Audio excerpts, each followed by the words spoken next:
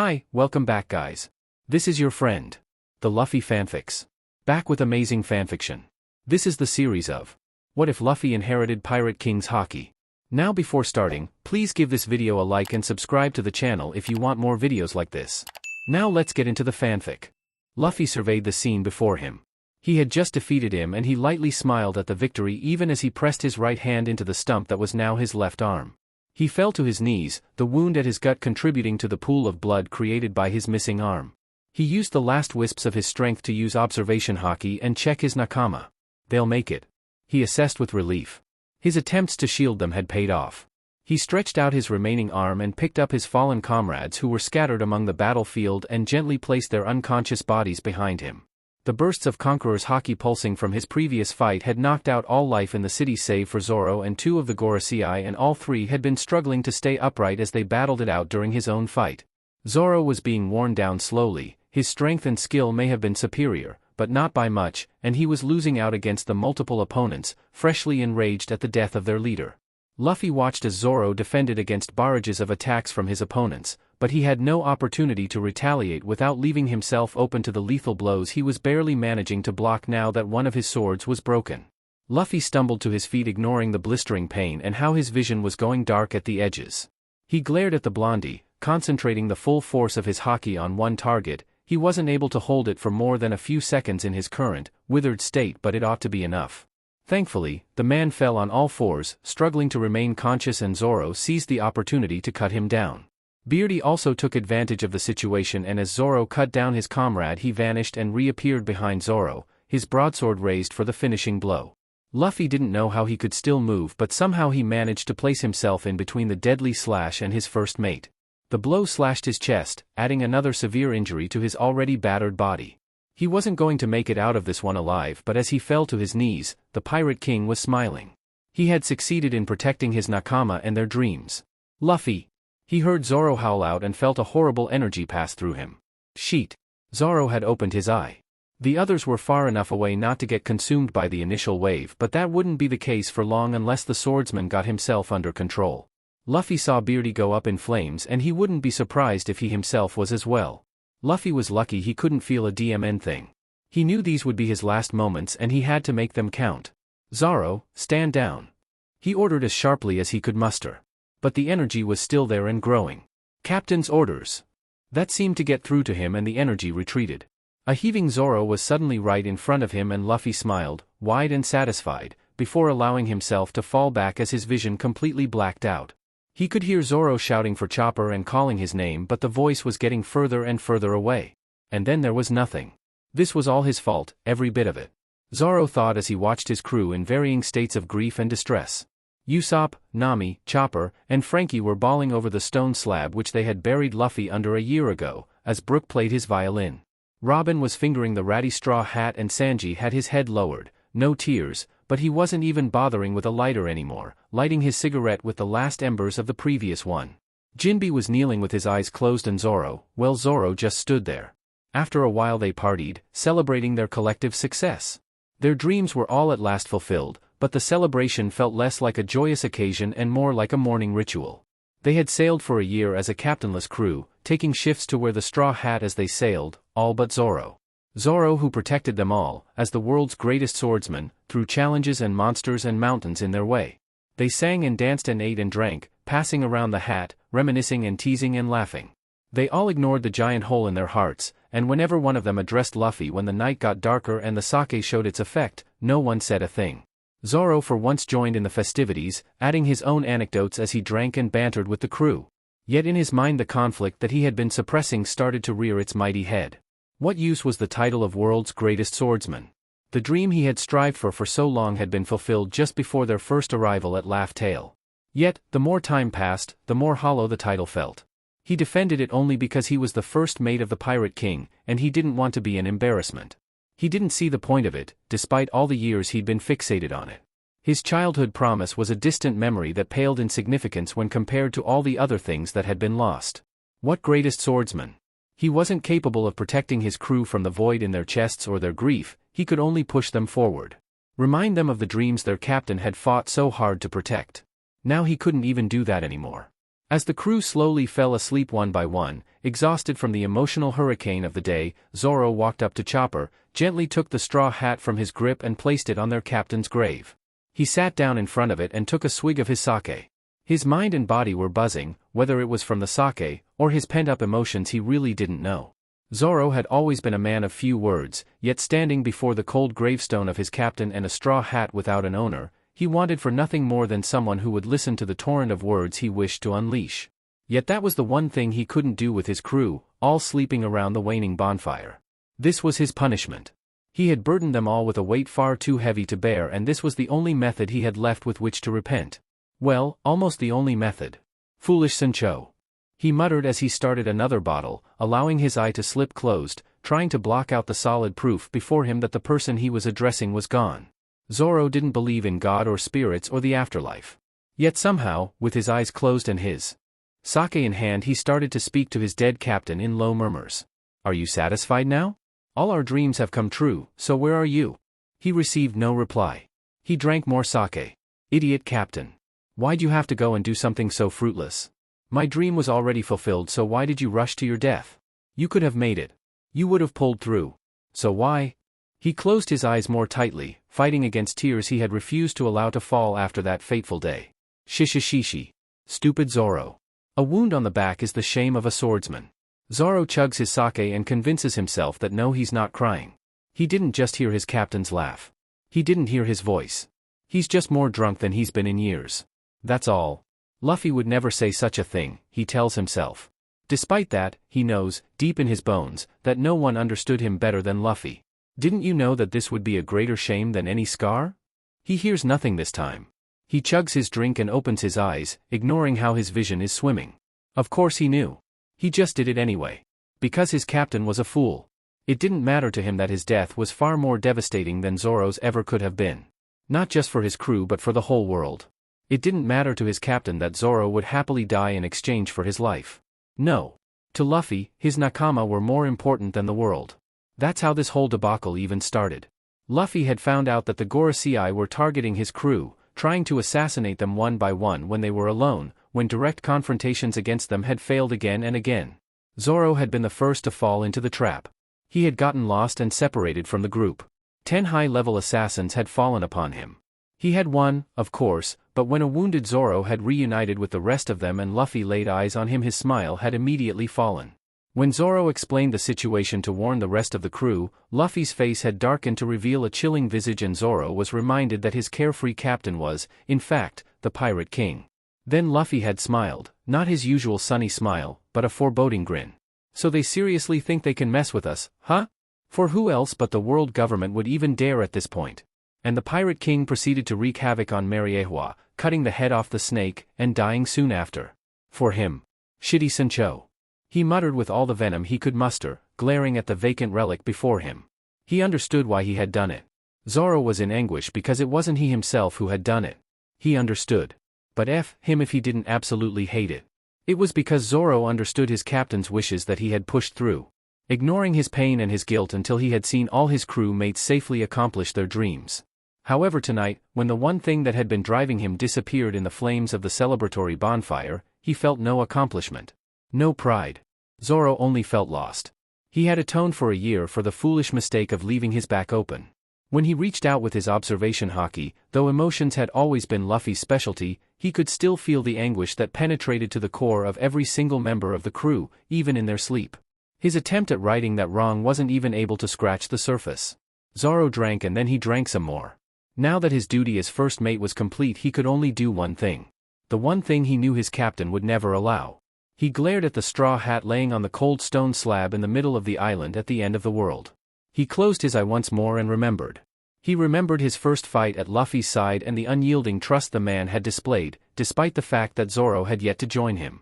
He remembered his first and only fight with his captain on the first island of the Grand Line over a silly misunderstanding. He remembered his captain's exuberant laugh and open spirit in everything he did. He remembered lazy days on the Sunny when things were peaceful as they chased their next adventure. He remembered all the times when Luffy relied on him to protect the crew as he faced an insurmountable foe.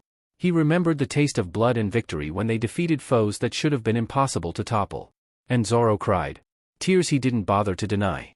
Then Zoro remembered how he had started the apocalypse. He remembered that grim and chilling smile. He remembered the feeling of his captain's sheer force of will washing over him, destroying his enemies, yet the shield the captain acted for his crew was unyielding. They were all shielded, all but Zoro, for Zoro was the one that received solace from that power. He remembered losing control of the demon inside him when he felt Luffy's interference save him. He remembered the regret he felt as he was swallowed by the sheer bloodlust.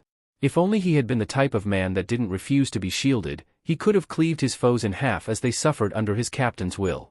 But no, he was a stubborn bastard. Too stubborn.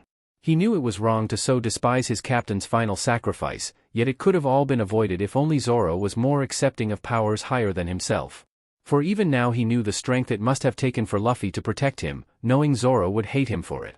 And Zoro did. It was disappointing but unavoidable. No matter how much he hated it, he understood. Despite the fact that Luffy had done everything to respect his wishes, he couldn't help himself when faced with the possible loss of another important figure in his life. He couldn't relive Ace, so he took his place. Zoro understood. But it went against everything in his being. Zoro remembered how Luffy had used his last breaths to rein in the demon inside before he died. He remembered his captain's last moments and the proud, satisfied smile on his face. His captain had died without regrets. And as much as he hated being protected, as much as he hated being the one that came out alive instead of Luffy, he was grateful. Luffy's last moments were spent protecting him from himself, preventing him from destroying more of his nakama. He got to see the pure satisfaction in his captain's eyes, whereas the rest had nothing but grief. Zoro reached into his haramaki to the short blade without hilt or guard, whose chill kept him in check, when all he wanted was to allow the fire of rage inside him to roam free and destroy everything. He had already achieved his goal. His crewmates had all safely achieved their dreams. He stared, fascinated by the glint of moonlight on the blade, even as he continued to drink. Staring at the blade had become something of a habit for him in the last year. Today he would allow it to fulfill its purpose. Zoro. Don't. He thought he heard through his drunken haze. Sorry, Sencho. This'll be my first and final mutiny. I'll see you on the other side. He didn't believe in the afterlife or spirits, but he replied to the voice in his imagination anyway. Then Zoro plunged the harakiri knife into his gut with all his might and pulled upwards. He vaguely registered his blood spattering onto the straw hat and mad himself for his carelessness as his blood tainted the pure legacy of his captain. The last thing he heard before all went dark was a voice that definitely didn't belong to his captain. Roronoa Zoro. You have no idea what you've started. When Luffy opened his eyes, he felt disoriented and out of place. He was in a vaguely familiar bar, a very familiar devil fruit in his hands, half-eaten. He was scoffing down the remainder before he fully realized what he was doing or where he was or what it meant. His head was in such pain and his own body felt constricting like shackles. I'm sorry, looks like we've finished all the sake here. Sorry about that. Here, if you don't mind, take the last bottle. Luffy heard a familiar voice speaking, though he couldn't immediately place it. Just who do you think I am? Don't take me so lightly, one bottle is not enough. He heard the sound of glass shattering. Oh no! Now the floor is all wet. Luffy felt a strong sense of déjà vu as he turned to face the scene happening beside him in the bar. See this? My head is worth 8 million belly, I'm one of the prime fugitives here. The guy said, displaying a bounty poster. Luffy raised his eyebrow. Which 8 million belly fool would even attempt to go against him? He scanned the scene before him, searching for his nakama. He doesn't find them. Instead he sees his familiar straw hat on the head of a flaming red head. His eyes widened at the inconsistency. And I've killed 56 people before, you cocky bastard. Now that you know who I am, don't mess with us again. That red hair and the hat could only mean one thing. Shanks. Still, Luffy was struggling to find reasons through the fog of pain as to why some small-time crook would be challenging the Pirate King and a Yonko.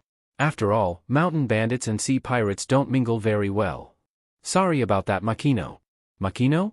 Luffy questions as he watches Shanks lower himself to the floor to pick up the broken bottom of the bottle. Do you have a mop? He saw it before it happened. The crook will slash at the bar, very narrowly missing the woman behind it. Though he can't even recognize where he is or why she and Shanks were here, there was still an indisputable need to protect, and Shanks has yet to move from where he was picking up broken glass from the floor. What is that old man thinking? Seeing that Shanks wasn't going to do anything, Luffy suppressed the random crook, unveiling a fraction of his haki. The bandit falls to the ground unconscious, just as he started to swing his sword. His friends quickly swarmed around him and carried him out, casting suspicious glances at Shanks and the rest of them. The people in the bar started making a ruckus and Luffy closed his eyes, hoping it would alleviate the raging headache he had. What's he doing here? Last he remembered he was in Laugh Tale watching his crew celebrate their successes. Then Zoro was drunk, talking to him and Sheet Zoro. He jumped off the stool, eyes wide in fear and shock. He had tried to stop him but his immaterial spirit couldn't do a DMN thing. Where was he? He needed to find him. Maybe Zoro could still be saved. He runs to the door knowing he's not even on the same island anymore. He'd be too late. DMN DMN DMN. He prayed that Chopper or anyone would wake up in time to save him and swore to himself that if he ever sees that idiot swordsman again he would find a way to kick his butt. Luffy. Shanks grabbed onto his hand as Luffy ran to the door, causing it to stretch. His arm, it's stretching. Various exclamations came from the people around and Luffy now recognizes a few people from Shanks' crew. He furrowed his brows and frowned. Let go Shanks. Luffy said. Shanks opened his mouth to reply. It's gone. The Gomu Gomu fruit we took from the enemy isn't here. Lucky Roo exclaimed. Luffy ignored him and tried to pull his arm out of Shanks' grip but his strength failed him. Luffy glared. DMN it. He was in pain and he had places to be. Wait a minute. How was Shanks even able to see or touch him? Luffy looked down at himself with surprise. He was small, too small, none of the muscle he had built through rigorous exercise and countless fights. He pulls his shirt away from him and stars agape at the lack of a scar there. Not to mention he had 2 arms again. What the F is this? His mind was reeling, trying to come up with an explanation. Lucky Roo was talking and everyone was making way too much noise. Shanks came up to him and started freaking out about something before looking closely at the unreactive Luffy and shutting up. Luffy, are you alright? He asked, kneeling in front of him. Luffy was a kid again. How did that happen? One minute he was a dead not quite 30-year-old, the next he was a very much alive 7-year-old. Shanks touched his forehead and frowned. Are you in pain? Devil fruits shouldn't affect you like this. This is impossible. Could I be dreaming? Luffy pinched his arm and felt the pain. Not a dream. Could he really be in the past? Did that mean his life was the dream? That was impossible, his imagination wasn't that vivid. Did that mean his nakama were all still scattered all over the East Blue and the Grand Line? That would mean Zoro was still alive and well on some island in this blue. Luffy's shoulders sagged in relief. Now that his foremost concern had been somewhat mitigated he could focus on what was in front of him. Shanks was looking at him in concern and Makino had joined him. Luffy? Makino asked. I'm okay. Just a headache. He smiled but it wasn't his usual bright grin. Let me make you something warm then you should head up to bed. She said firmly. Luffy nodded and walked up to the bar. He glanced at the bar stool that was as tall as he was, no way was he gonna climb just to sit down. His body might have been 7 but he sure as hell wasn't. He stretched out his arms and grabbed onto the counter using it to propel himself to a suitable height to sit, though he fumbled a bit due to this small body that he was unfamiliar with. Shanks sat down next to him frowning. He waved away his crew and told them to keep their voices down until Luffy went up to bed. Luffy, you seem pretty calm about this devil fruit business. It's serious, you know. You'll never be able to swim, makes it pretty hard to be a pirate. Shanks said, probably thinking he didn't understand the situation. That made Luffy laugh. He understood way better than Shanks could imagine. Shishishi. It's fine, isn't it? I'll have my nakama to look after me, won't I? Genuinely smiling for the first time since he had opened his eyes. Shanks laughed. I guess you will. Makino placed a mug of steaming milk in front of Luffy. He accepted it and thanked her before blowing on it and taking a tentative sip. He looked up to see both Makino and Shanks looking at him weirdly. He shrugged it off. Hey Luffy, I gotta ask you something and it might sound strange.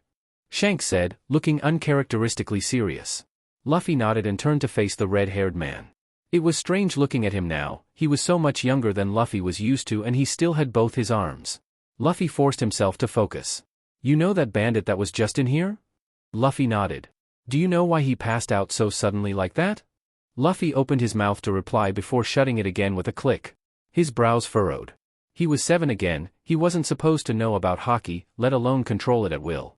But he couldn't very well just tell Shanks that he was actually not quite 30 and the Pirate King. Luffy would need to be careful with his words and actions, at least until he fully understood what was going on. So he just shook his head and buried the guilt he felt lying to man. Shanks sighed and started mumbling under his breath. Was I imagining it? He's way too young and that wasn't some random outburst, it seemed controlled. What should I tell him? Luffy blamed the sake for the mumbling and pretended he couldn't hear him as he finished off his milk. Shanks called his first mate over and they began to discuss something in hushed whispers. Makino took away his mug and ushered him upstairs to bed. Luffy reluctantly went up to calls of good night and get well soon from Shanks and his crew. He wasn't sleepy at all, but he was tired to his bones. He lay down on the bed and stared out the window at the starry sky. What the hell was he supposed to do now? Live his life like before? Wait another 10 years before seeing his nakama? No effing way could he do that. That year that he spent waiting for them at Laugh Tale was bad enough. The question was if he would be able to get them back in his current state. He lifted his small hands above his head and looked at them through the light of the moon. No calluses or scars from all his fights. He tried coating them in Haki, but only the lightest sheen appeared, and within seconds it was gone. Luffy frowned. He would need to train for a while before he even tried. He thought about where they would all be now. Zoro was probably still in his hometown, and so were Nami and Usopp. Sanji was somewhere on the seas and Robin was on the run. Chopper, Frankie, and Brook would be easy to find, but he needed to get strong enough to handle the Grand Line before that. Jinbe would be on the seas too, but he was notorious, so he shouldn't be too hard to find. That's when Luffy remembered and he shot up from the bed. Ace was still alive. Sabo was here. His brothers were still here, alive and well, within arm's reach. Luffy practically leapt to start climbing Mt. Kalubo. He was halfway out of the window before he froze. Ace didn't know him yet, and neither did Sabo. The urge to see them alive, breathing and warm was almost overwhelming. However, if he was going to stay here to train, he would have his chance to see them. He could save them this time. He wouldn't let Sabo blow up and lose his memories. He wouldn't let Ace pursue Blackbeard. He could save them. He looked up at the sky and with all his heart thanked whatever force or God had sent him back. He would train, harder than ever before. He would build up as much strength as this tiny body could handle. He would spend time with his brothers and use his knowledge of the future to keep them safe. When he was strong enough, he would sail out and gather as many of his nakama as he could. Luffy got down from the window and went back into bed. With a course of action decided, he settled and attempted to sleep. His mind and soul were buzzing, the pain in his head forgotten now that he realized just what this could mean. He could save all his important people so much pain. He could become stronger than he ever was before, and this time he would live to see everyone accomplish their dreams without the pain of losing those who were dear to them. He would become strong enough to be a shield for all his friends and family without dying. He closed his eyes, and the image of Zoro stabbing himself while he stood there helpless and incorporeal, still vivid in his mind. That was his fault. His swordsman, the stoic man who understood him better than anyone, had disemboweled himself with a blade in an act of ritual suicide because Luffy hadn't been strong enough to stay alive after protecting his nakama. Luffy wasn't a fool. He had seen how deeply his loss had affected his crew, both when they buried him and when they returned to him a year later. Luffy stood there watching. He had tried to talk to them, even screamed, to no avail. He had tried to touch them, but his spirit just passed through them. He wanted them to know that he was still here. He hadn't left them.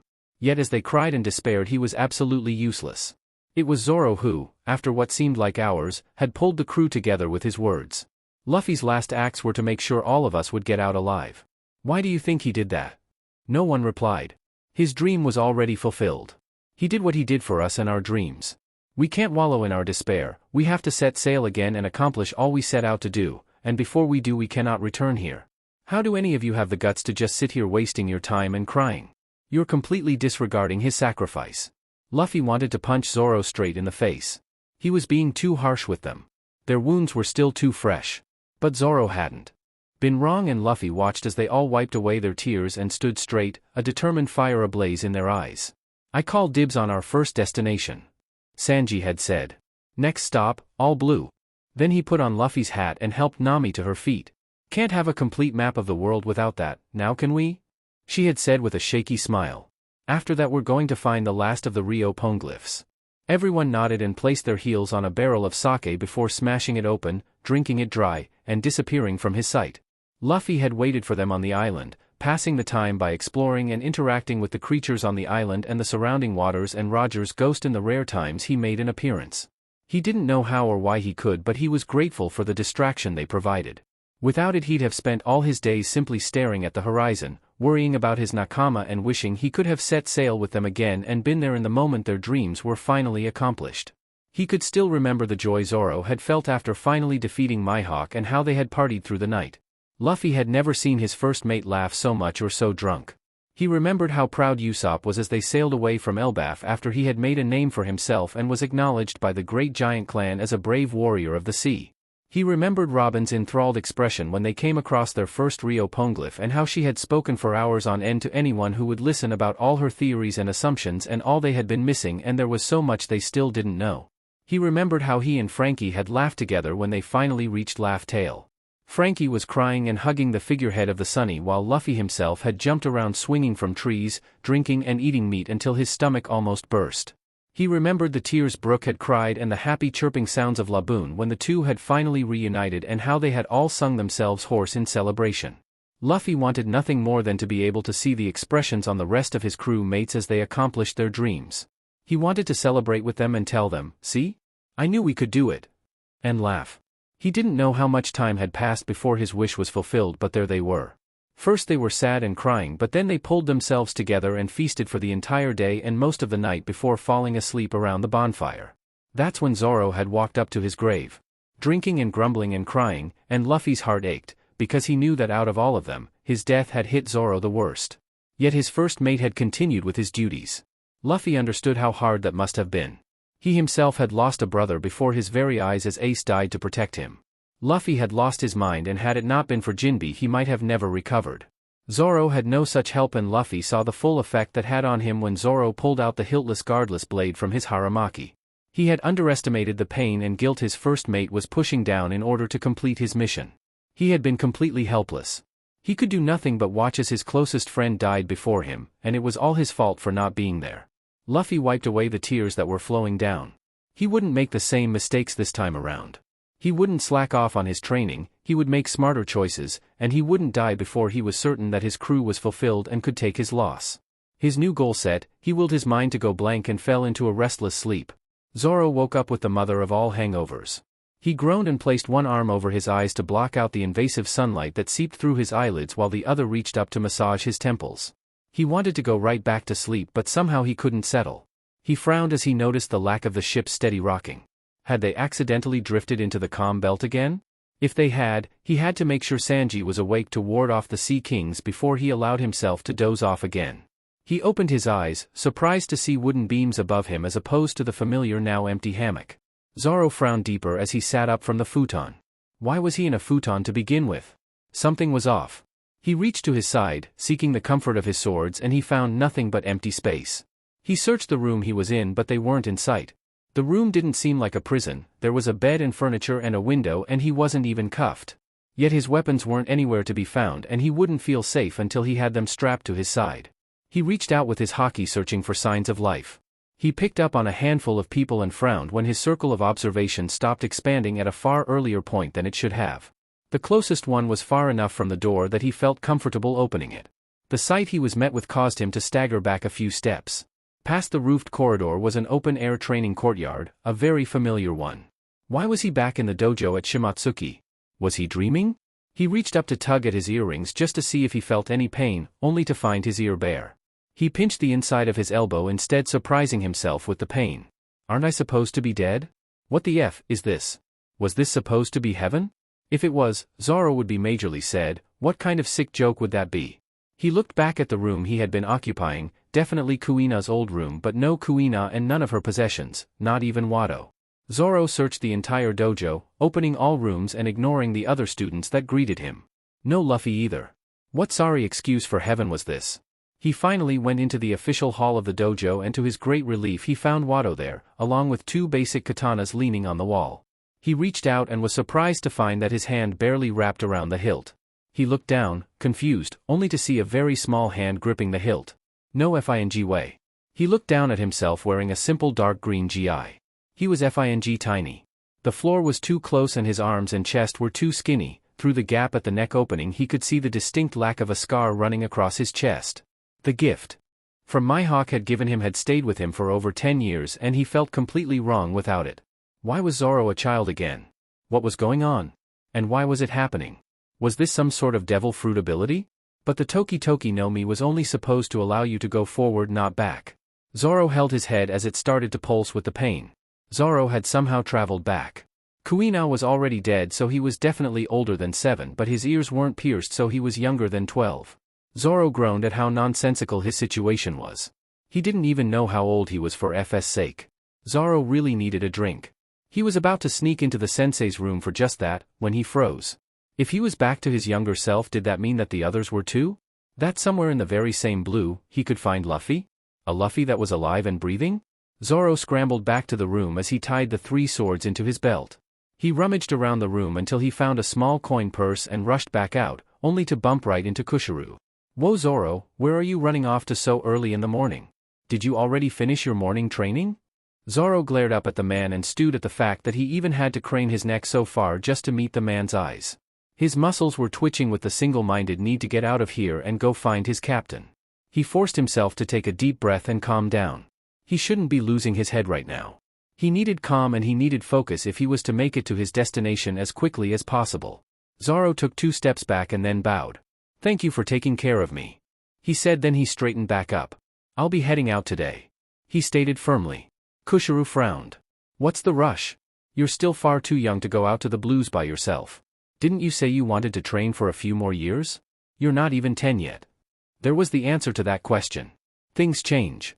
I'll still keep up my training, I just can't do it here. There's someone I need to find." Kushiro looked down at his student. His shoulders were squared and his eyes sure and steady. The older man sighed. When Zoro had that determined expression on his face, nothing would be able to move him. "Very well. At least take some food and clothes with you. Honestly, how far did you think you were going to get with just your swords?" Zoro's jaw twitched and he held up the coin purse with all his savings. "I'll use this to buy passage on a merchant ship and food. When I get to where I'm going I won't need to worry about any of that."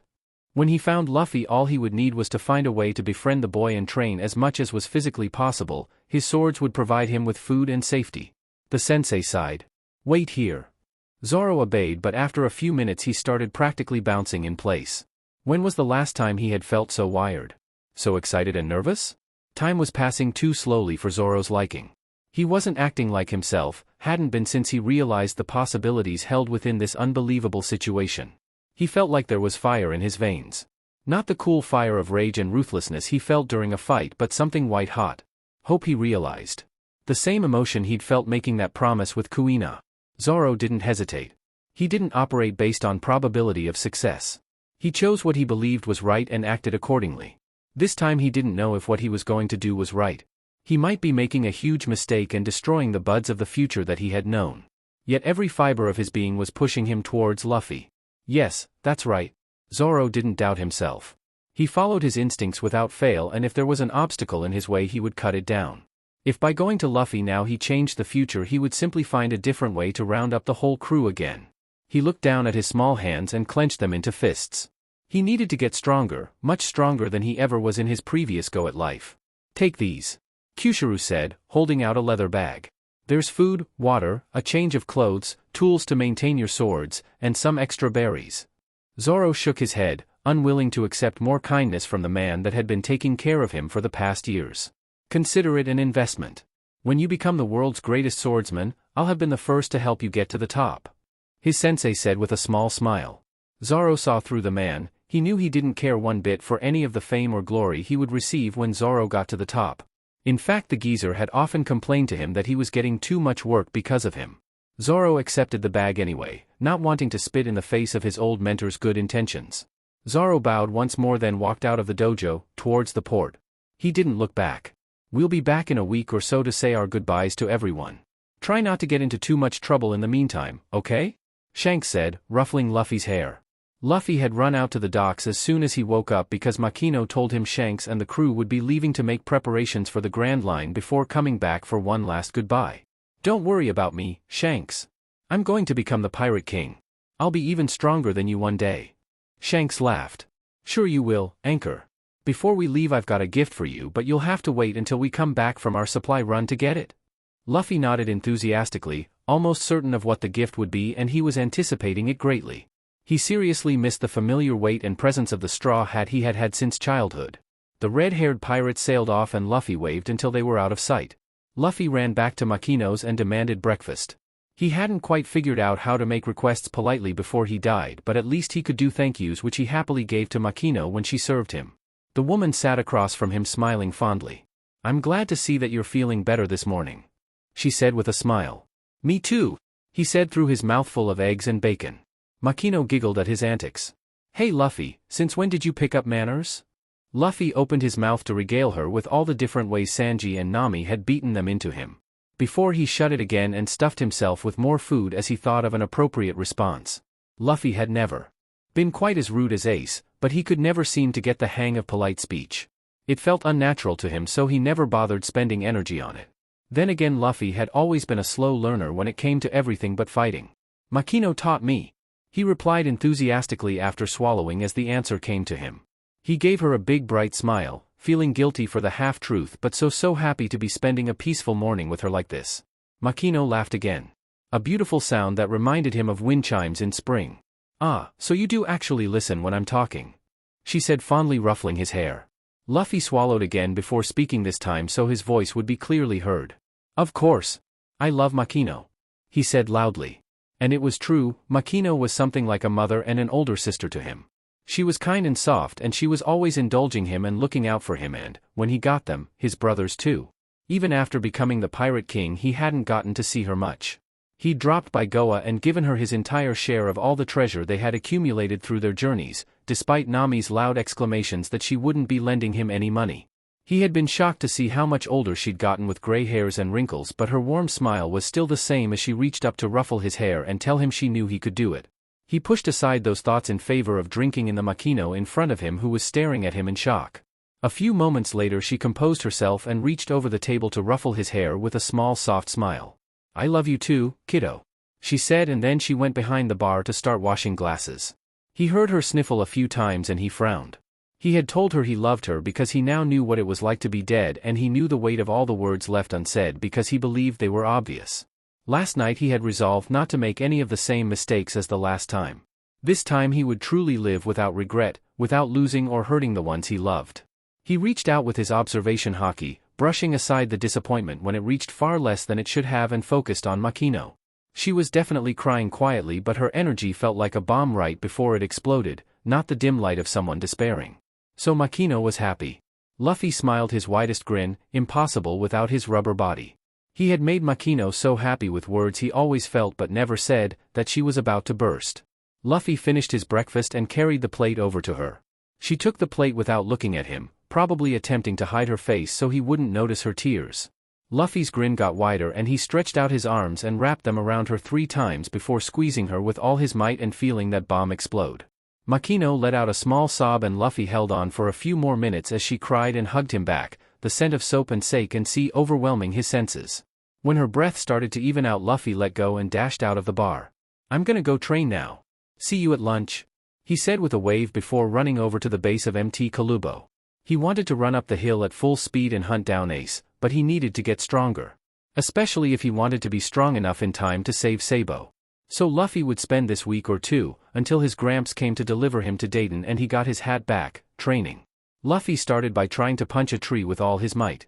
He didn't even crack it. He tried again, this time using his rubber limbs to add momentum and force. His punch hit the ground and bounced off, missing his target completely. Luffy frowned down at his small body. First, he would need to work on coordination, and getting his body to do what he told it to. Before he could do that though, he needed to find out his range, how far his limbs would stretch before snapping back to him. He tested it out by walking back each time he threw a successful punch. More often than not his arm would flail and refuse to move in a straight line. It frustrated him terribly, but he told himself this was the price of a new beginning. He just had to get used to it, that's all. And so he pushed forward, trying again and again until his arm couldn't reach the tree anymore. He judged the length to be about 24 gomu gomus. Now that he knew the range of his arms, he could start focusing more on control. He walked closer to the tree that he had been aiming for, which even after multiple hits was barely dented, and wound up his arm for another punch. He was interrupted by his stomach loudly gurgling. Luffy looked up to the sky and was surprised to see that the sun was already past its zenith. Luffy abandoned his training in search of food. He walked back into town to find Makino worriedly talking to the chief. "Makino, old man." He calls out to them and watches as their worried expressions melt away. He smiles at them, happy to see them feeling better than when he first spotted them. The old man clicked his tongue and shook his head before walking away. Makino squatted so she was at eye level with him and grabbed his shoulders. "Luffy, you had me worried sick. You missed lunch, and since you were feeling sick yesterday I thought something happened to you," she said, eyes worried but shoulders relieved. "Shishishishi. I'm all good, Makino. I just lost track of time when I was training. I want meat." Makino shakes her head and leads him into the bar, where the mountain that was his lunch was waiting for him, now cold. Luffy pounced on it, feeling positively ravenous. At least let me heat it back up for you. Honestly, you look like you were starving to death. This is okay. Thank you, Makino. Makino smiled at the way he spoke, cheeks stuffed like a chipmunk and food flying as he spoke. You really worried me, you know. You've never been late for a meal before. She said, and her tone was completely serious, but her eyes were fond. Luffy kept scarfing down his food, and when he managed to finally swallow without his stomach begging for more, he replied, Makino worries too much. And Luffy continued to dig into his delicious food. Not as good as Sanji's, but definitely the second best he's had in his whole life. Makino sighed and shook her head, but she left him to his meal as she started to prepare the bar for the evening shift. Luffy finished his food in record time, took his plate to the sink, and rushed out the door again with a wave. Come back when it gets dark. Makino called after him. He ran all the way back to the tree he was training with. He was panting by the time he arrived, and he added increasing his stamina to the list of things he needed to work on immediately. At this rate he'd never be able to keep up with Ace and Sabo. How did he even survive the first time around? He was so weak. Luffy set himself to the task of throwing one punch after the other, first his right hand then his left, about 5 Gomu Gomus away from the tree. By the time it got dark at least half his punches were connecting. He reluctantly stopped his training there for the day and ran full throttle back to Makino's, despite his aching limbs. Makino had a plate of food waiting for him behind the bar when he arrived, and she served him with a smile. He devoured it after a quick thank you with a smile. When he was done he placed his plate in the sink, knowing better than to try to help with the dishes. He never quite figured out how to clean them without breaking them, much to Sanji's ire and Usopp's frustration. Usopp always seemed to be the one who ended up taking over his shift of dish duty. Luffy rubbed his chest, hoping to soothe the ache he felt at the lack of his nakama. After a few minutes, it passed and Luffy went out to the bar, talking animatedly with the fishermen and the merchants and the farmers who had come to unwind after a long day's work, just to distract himself. A while later he let out a large yawn, made wider by his rubber body. Makino noticed and sent him off to bed. Luffy obeyed and passed out as soon as his head hit the pillow. Luffy spent a week and a half like that. Training, eating at Makino's, running errands for her, training some more, spending some time with people of the village, and then passing out as soon as his head hit the pillow.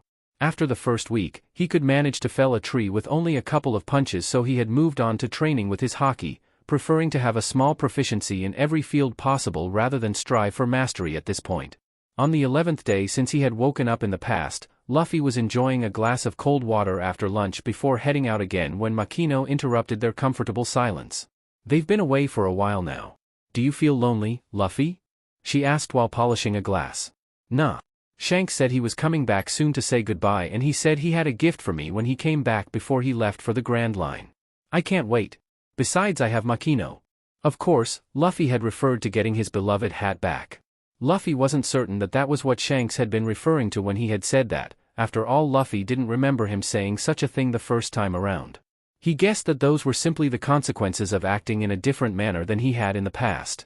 Makino laughed and tried to hide her blush. This had become Luffy's new favorite hobby, saying sweet things to Makino and seeing how she reacted, allowing the feeling to wash over him as he practiced his observation Haki. Despite all the things Luffy had yet to do, he was oddly content with these moments of peace, refamiliarizing himself with his hometown. Luffy suddenly went on the alert when he felt unfamiliar energies coming close to the bar. Not the villagers, these people carried hostility and resentment with them as they approached.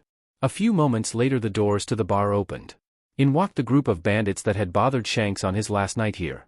Luffy's eyes narrowed as they walked in, commenting on Shanks and his crew being missing, before sitting down and demanding Makino to bring them sake.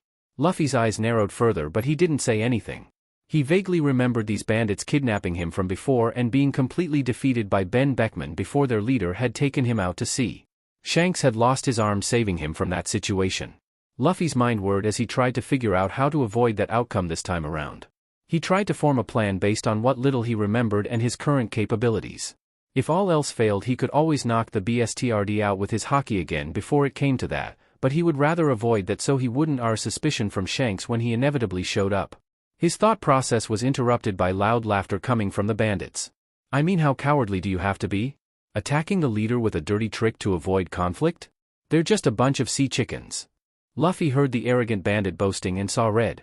What did that small-time rookie know? Shanks had literally lost an arm for him. He protected his crew and his friends even if he had to suffer in exchange. He was the spark that first lit the fire inside Luffy. How dare this cockroach mock and demean Shanks just so he could hide his own incompetence? It wasn't even Shanks that had knocked him out. It had been Luffy. Before he registered what he was doing, he had jumped off the stool. "Shut up. You don't know a DMN thing about Shanks," he shouted. The bandits all fell silent. Then the leader started to laugh. "Well, if it isn't the brat from last time. Tell me, brat, what makes you think you can talk to me like that?" The leader stood up and walked over to him, trying to loom over him. Luffy wasn't intimidated. He glared up at the man and replied with complete conviction. "I'm stronger than you." Luffy deadpanned as if it were obvious.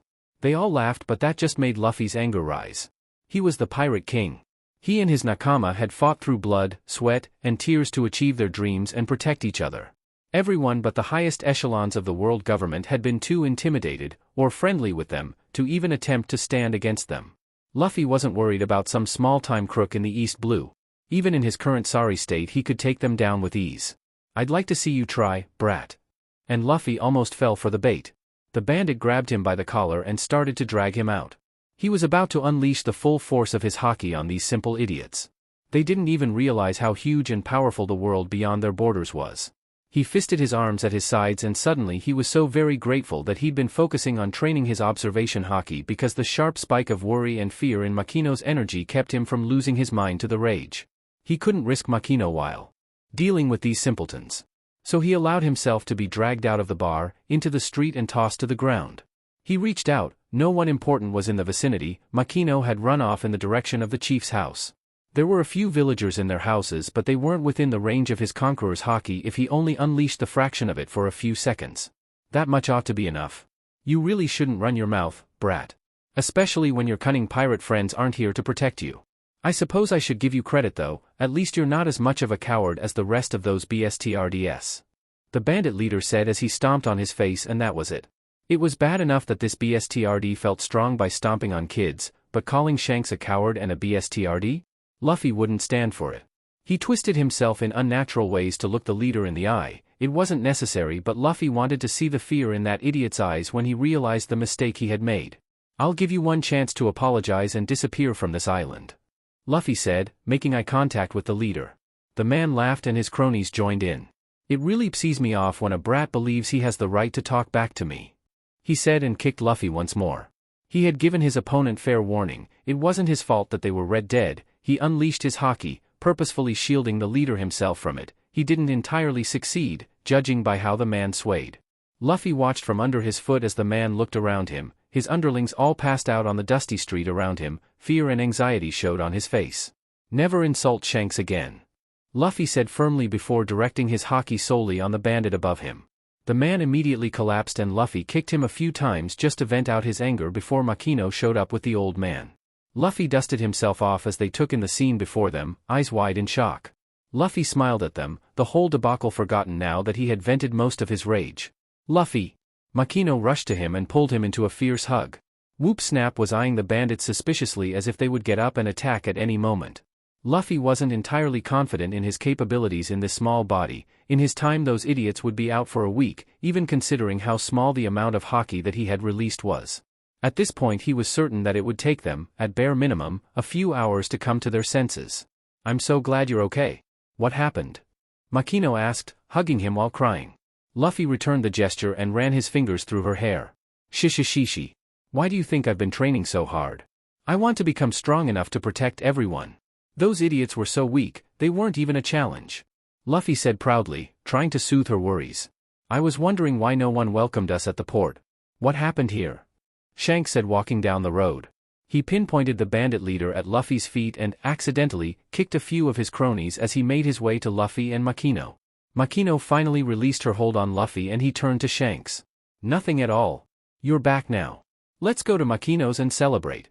I hope you brought my gift with you," Luffy replied, purposefully avoiding a direct answer to the question, a skill he had learned from Robin. He rubbed at his chest to dispel the pain even as he grabbed Shanks' hand and dragged him to the bar, maintaining his act as a clueless 7-year-old. He trusted the chief to deal with the unconscious bandits while he made merry with the red-haired crew. The sake was flowing like rain and the crew was telling Luffy all about the different islands they had visited as they resupplied in East Blue. Lucky Roo was telling Luffy how they had run into trouble trying to dock at a particular port, that at the time had been swarming with Marines when Shanks pulled him away and lifted him up to sit at a stool by the bar next to him. Makino served Shanks some sake and a cup of juice for Luffy. Luffy glanced longingly at the sake. He forced away memories of his first mate and his constant drinking and how Luffy himself had picked up the habit as he spent long nights on watch with the swordsman. So what happened with those bandits today? Shanks asked, trying to sound casual. Didn't I tell you? My punch is as strong as a pistol. He exclaimed with pride, avoiding a direct answer to the question. Shanks laughed before turning to him with a stern expression on his face. I'm serious, Luffy. How did you knock all those guys out? Shanks asked, uncharacteristically furtive and serious. Luffy wished he could answer the man honestly. Let me drink as much sake as I want tonight and maybe I'll tell you. Luffy said, fully expecting the other man to refuse. No way. Makino would kill me. Luffy said nothing and shrugged as he sipped his juice. A few minutes passed in silence. You're really not gonna tell me? Shanks asked. Luffy looked him in the eye and laughed. Not unless I get my sake. Honestly, Luffy didn't even enjoy sake that much. He only drank it during celebrations and when he was on watch with his first mate because a nightmare had kept him from sleep. Still, Luffy couldn't deny the craving he felt for it. Everyone around him was celebrating, and though he didn't have any accomplishments worth celebrating, he still craved the taste that he hadn't experienced since before he died, drinking with Zoro as they were both on lookout before they were even aware of their most difficult and significant battle yet. His last battle. The taste of the promise he had made with his brothers. He yearned for that sense of camaraderie that came along with it. So he held firm. A few minutes later, when Makino was busy with Ben and his table, Shanks passed him the drink. Luffy didn't hesitate as he finished the half-empty glass before him. The alcohol was hot as it traveled down his throat to his gut. The taste brought back so many memories of victory and peaceful nights looking at the stars that he almost started to cry. Shanks looked around before pouring another glass when Luffy remained silent. He drank half of it before pushing it back in front of Shanks as Makino returned. Luffy sipped at his juice and contemplated how he should answer Shanks. He thought back to all of Robin's advice. Put as much truth into your lies as possible, that will make it more plausible. Those weaklings were insulting. You and your crew. I didn't like it. You guys are my friends. Luffy was being completely honest here as he mumbled his reply. His body was already feeling warm and humming from the effects of the sake. DMN this tiny body. Shanks finished the drink before him and poured himself another one. Luffy stole it with rubber limbs when Makino turned away to serve drinks to the others at the bar. Luffy chugged half the glass before returning it to Shanks and continuing. No one messes with my friends and gets away with it. Luffy stated, draining his juice. Shanks stayed quiet, waiting for him to continue. Makino had returned and refilled his glass with ice water. So I told them to shut up. As Lucky Roo stole her attention, Luffy stole more sake. They called you cowards. I wanted to beat them up then and there. So far Luffy had spoken nothing but truth. But I didn't want to risk hurting Makino or messing up her bar, so I let them take me outside. Shanks finished his mostly empty glass and refilled it before immediately drinking more than half of it. Luffy was struck by how uncharacteristically quiet the red head was being, hiding his eyes beneath the straw hat that Luffy itched to reach forward and seize. They took me outside and kicked me a few times, but it didn't hurt because my body is rubber. Shanks chugged the rest of his drink and refilled it. Luffy seized the opportunity while Makino was washing glasses to sneak in a few more gulps. Then he called you guys cowards again and I lost my temper. I told them to apologize but the guy just laughed. I'm not really sure what happened after that, I was just so mad, but they all fell down, unconscious. I gave the guy a few strong kicks just to make sure he was down and that's about the time when you showed up. Luffy wished he had his hat to hide his shifting eyes but he needn't have worried, for it was being put to use hiding Shanks' expression and blocking his vision of the rest of the world. Shanks called over Ben and Roo and whispered something to them, before lifting his hat and facing Luffy full on. The two walked off and wrapped their arms around Makino's shoulders before starting to sing Bink's Sake loudly, the rest of the crew joining in. As they danced and sang, Shanks leaned in closer to Luffy and despite knowing what was going to be said, the man's expression and energy had him on edge so he reached out for the sake but Shanks grabbed his hand and stopped him. Luffy, I want you to listen carefully. There exists a powerful ability that is very rare and very special. You're one of the few that has it. This can lead to very good things or very bad things. So answer this for me, if you had the power of a king, what would you do with it? Shanks was making direct eye contact, searching for answers. I would become the freest person in the world and strong enough to keep my friends happy and safe. I'll be the Pirate King, Luffy said sincerely with a huge smile. He was certain he would, he had already done it once before. This time he would do it better, with no regrets. Shanks looked at him for a few moments, he found only determination and certainty in Luffy's wide black eyes. The man nodded then took his hat and placed it firmly on Luffy's head. I'll look forward to that then. he said before he started laughing and handed Luffy his sake. Luffy gratefully took it and hid his tears under the rim of his hat. He wasn't really sure why he was crying, but he was definitely overwhelmed. This whole thing seemed like a dream. The alcohol burned his throat and settled warm in his stomach, and his tears fell harder. Shanks bonked him on the head. "You're not gonna be the king of anything crying like that." Luffy wiped his eyes. "I'm not crying, you old geezer, your eyes must be going." Shanks laughed, loud and long and hard, and this time Luffy joined him. The next morning he stood on the pier and waved the red-haired pirate crew off with a smile. He watched in delight as they waved back at him, setting off to the Grand Line, Shanks with both arms and a wide smile on his face, before he turned to his crew and yelled at them to get to work. Luffy smiled and went to the base of the mountain to continue his training. Luffy was practicing his armament haki in conjunction with his observation haki. There was a circle of felled trees surrounding him at the base of Mt. Kalubo, from where he was focusing on improving the strength of his punch and his haki control. At the same time he was keeping an eye out for his Gramps, whenever he showed up. It had been 4 days since he had started this particular training regimen. Luffy was starting to get worried that Gramps wasn't coming at all. The very idea horrified him and drove him closer to giving in to the impulse of going up to Dayton's base by himself. The tree he was punching didn't break, making him realize the need for focus. He couldn't afford to doubt, and he couldn't afford distractions. It was enough of a strain on his body to practice 2 types of haki at once, even low scale as they were. He took a deep breath and focused. This training was necessary to achieve his goals. He punched at the tree again from a distance of 10 gomu gomus and was satisfied to see the light sheen of black that covered it. When his punch landed, the tree fell. Luffy smiled in satisfaction. It wasn't anywhere near enough, but it was still a good enough amount of progress that he didn't feel even a bit disheartened. When he woke up, he hadn't been able to throw a single straight punch with his devil fruit powers. Luffy had started to wind up his other arm for another punch when he felt a powerful presence enter the range of his haki. Luffy stopped himself from using armament haki for his next punch. It landed and the tree cracked and tilted a bit. He threw 4 more quick punches and watched in satisfaction as it fell. "Wahahaha, that's my grandson for you. Makino said you've been coming out here every day. How come you're training so hard? Finally decided to become the strongest marine." The familiar voice came from behind him, and if it weren't for his observation haki he would have been completely surprised. Gramps' footsteps were completely quiet, not making a single rustle, even walking through the carpet of fallen leaves. Luffy turned around and his heart ached. Gramps had been dead for almost a full 10 years in his previous life. He missed the old guy because despite his erratic presence the man had had a profound effect on him, and he had always cared, making up for all the times he wasn't there by overcompensating when he was. Luffy rubbed his chest to dispel the grief in his chest. He saw it coming when Garp swung down to deliver the fist of love. Luffy dodged by lunging at Gramps and wrapping his arms around him threefold. Even if he had been practicing armament haki, he couldn't use it against Gramps without RSNG suspicion. Besides, he just really wanted to hug his grandfather. He'd missed the old BSTRD. "Gramps, how are you here?" Luffy asked, excited. He expected the fist of love to come upon him anyway, but instead Garp just ruffled his hair and patted his back. "The chief said you'd been involved in a spot of trouble with some bandits in the village, so naturally, I rushed over to check on my favorite grandson." Luffy laughed happily. His grandfather had always been a softie, with everything but his responsibilities. Luffy brushed aside those thoughts and the resentments that came with them. "I'm all good, Gramps. Those bandits were easy." Garp laughed boisterously and Luffy joined him. "Hey Luffy, show me that punch of yours again. It looks like you've gotten a lot stronger since last time," Garp said as his eyes scanned the felled trees in the immediate vicinity. Luffy gladly nodded and walked up to another tree and unleashed 3 quick punches, toppling it. "Good job, kid.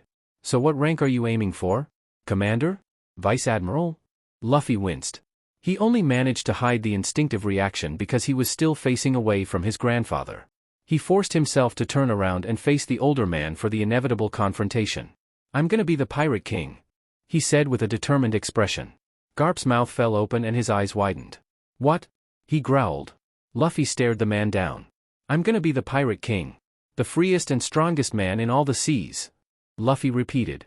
He saw the fist coming down on him before it did, but he decided to take it, a silent apology for rebelling against his Gramps' wishes for a simple and safe future. After the punch landed, leaving a significant dent in his skull, Garp grabbed his arm and started dragging him up the mountain. "Honestly, where did I go wrong? None of my brats listen to a DMN thing I tell them," Garp mumbled to himself. "Gramps, let go. I can walk by myself. Where are you taking me? Are you just gonna dump me in the forest again?" Luffy fruitlessly protested and questioned, even though he was almost certain of their destination. I'm taking you to where you can learn DSPLN and see what kind of life those who break the law have to live. Are you talking me to prison? But I'm not even the Pirate King yet. Garp bonked his youngest grandson on the head again. As if he'd ever send his own grandkid to prison. You'll wish I had once you see where you're going.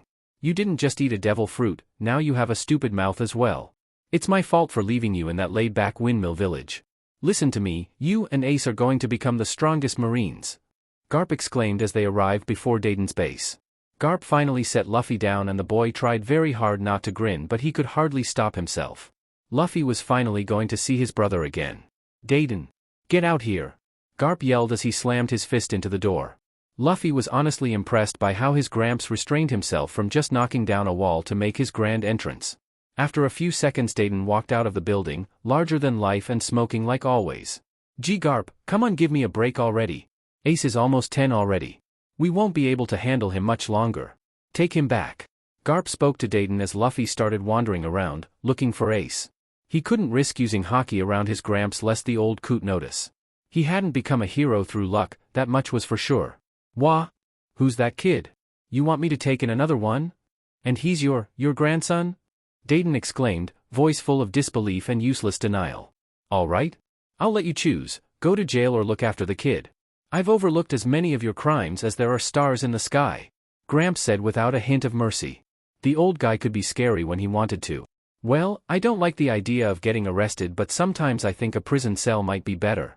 We're having a tough enough time with Ace, and now you're adding your grandson? That kid must be some kind of beast, right? Dayton tried to protest. Luffy felt hostile intent from his left and instinctively dodged, bending backwards. What was that? Luffy asked, even as he scanned the tree line for any sign of Ace. A few seconds later he was rewarded with the sight of a young Ace, perpetually said, just how Luffy remembered him, and sitting on a bull carcass, his bloody metal pipe in hand. Oh, Ace! Wah, Ace, you came back! Dayton exclaimed. That's Ace, he's 3 years older than you. You'll be living together from now on, so you better get along. Luffy nodded, smiling, even as Ace glared at him with as much hostility as he could muster. It's settled. What is? Dayton questioned, looking ready to attack. I'll leave him with you. Garp said, laughing before he started back down the mountain. Dayton looked like she might just go after him and bludgeon his head in, but then thought better of it and sighed as her shoulders dropped, resigned. She gestured to Luffy and Ace to get into the hideout before she walked in herself. I want meat. Luffy drooled some time later as they all gathered around for lunch, Luffy himself having only received a bowl of rice, which he quickly decimated without putting so much as a dent in his appetite. This meat is all from a buffalo that Ace caught. He puts a portion on the table and we do too. Times are tough for bandits right now. So starting tomorrow you'll be working to death, too. Cleaning, laundry, shoe shining, and polishing weapons. Plus, theft, looting, swindling, and killing. And listen. Don't mention a word of this to Garp. Dayton ranted while chewing. Luffy was only vaguely listening as he stared at the beautiful, tasty meat. He scanned those around the table, assessing who would be easiest to steal from with his current range. Once a day you will get 1 bowl of rice and 1 cup of water. That's all we'll give you. If you want anything else you'll have to get it yourself. And don't grow anything without permission. Dayton laid down the rules while trying to look menacing. Got it. Luffy said with a happy smile as he stretched his arm and stole a hunk of buffalo off of Dogra's plate. Dayton slammed her head to the table. What the hell? This is where you start crying. Hey, where'd my meat go? Luffy laughed as he happily chowed down on his meat, even as he scanned the room once more for the next target. Hey you brat. Who said you could have any meat? Dayton exclaimed as she punched him on the head. Shishishi. You did. Luffy replied with a wide smile as he liked the bone. Dayton's mouth fell. And when did I say that, you cheeky brat? She roared. Dayton said I would have to thieve and plunder. Dayton said if I wanted anything else I'd have to get it myself. I want meat so I'm stealing it from you. Shishishishi. Luffy explained his logic, and as they all stood there in shock trying to decide how to react, Luffy seized the opening and stole another cut, straight from Dayton's plate. He heard a snort come from the corner of the room and peeked out of the corner of his eye where Ace was covering his mouth to hide the grin Luffy was sure he wore. You cheeky brat, where do you get the nerve to steal from us? We're giving you shelter, you should at least learn some respect. Dayton howled as she tried to bonk him on the head again. Luffy jumped up and evaded. I'm going to be the Pirate King. I don't need to be respectful. I need to be strong. So I need meat. Shishishishi. Don't worry Dayton, I'll bring you something tasty for dinner as an apology. Luffy said as he stole one final piece before running out of the door that Ace had just left through. Nah, Ace. He shouted as he ran to catch up with the boy, clutching his spoils and laughing at the shouts emerging from the base. The boy turned around, glaring. Luffy just chewed, finishing off his lunch. Ace turned his back to him and walked into the forest. I'm Luffy. Let's be friends. Ace glared and slammed his pipe into a tree, knocking it over to fall where Luffy was standing. Luffy clutched his hat, so it wouldn't fly away and jumped, landing on the fallen tree. Nah, Ace. Where are you going? Luffy asked as he ran after him. He was panting and cursing the lack of stamina this tiny body had. He caught up to Ace on the old rope bridge before the older boy noticed him. Well, Ace was younger but older. This time travel business hurt his head. Ace stomped over to him making the bridge sway, and swung his metal pipe right at Luffy. Luffy reacted on instinct, jumping back, but he didn't get as far as he planned, and the pipe grazed his nose. Luffy rubbed at it, frowning at the blood on his hand. He'd probably been cut by the jagged edge. Ace. That's not nice.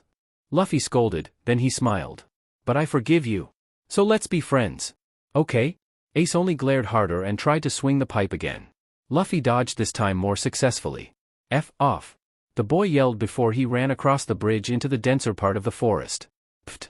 I'd forgotten how much of a grouch he was when we first met. Luffy grumbled to himself before he crossed the bridge and started looking for some meat to bring home to Dayton. Some training wouldn't go remiss either. Luffy allowed his thoughts to wander as he started to form a basic plan of attack, plan of friendship?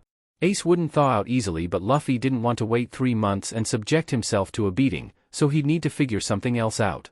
For now he would just try to be as friendly as possible without encroaching on the guy's space.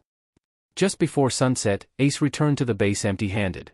He hadn't found any easy prey and the harder targets couldn't be handled without Sabo's help, who today was busy conning some people from Gao's outskirts. Ace failed terribly whenever it came to interacting with people, so he just avoided them and left the smooth talking to Sabo.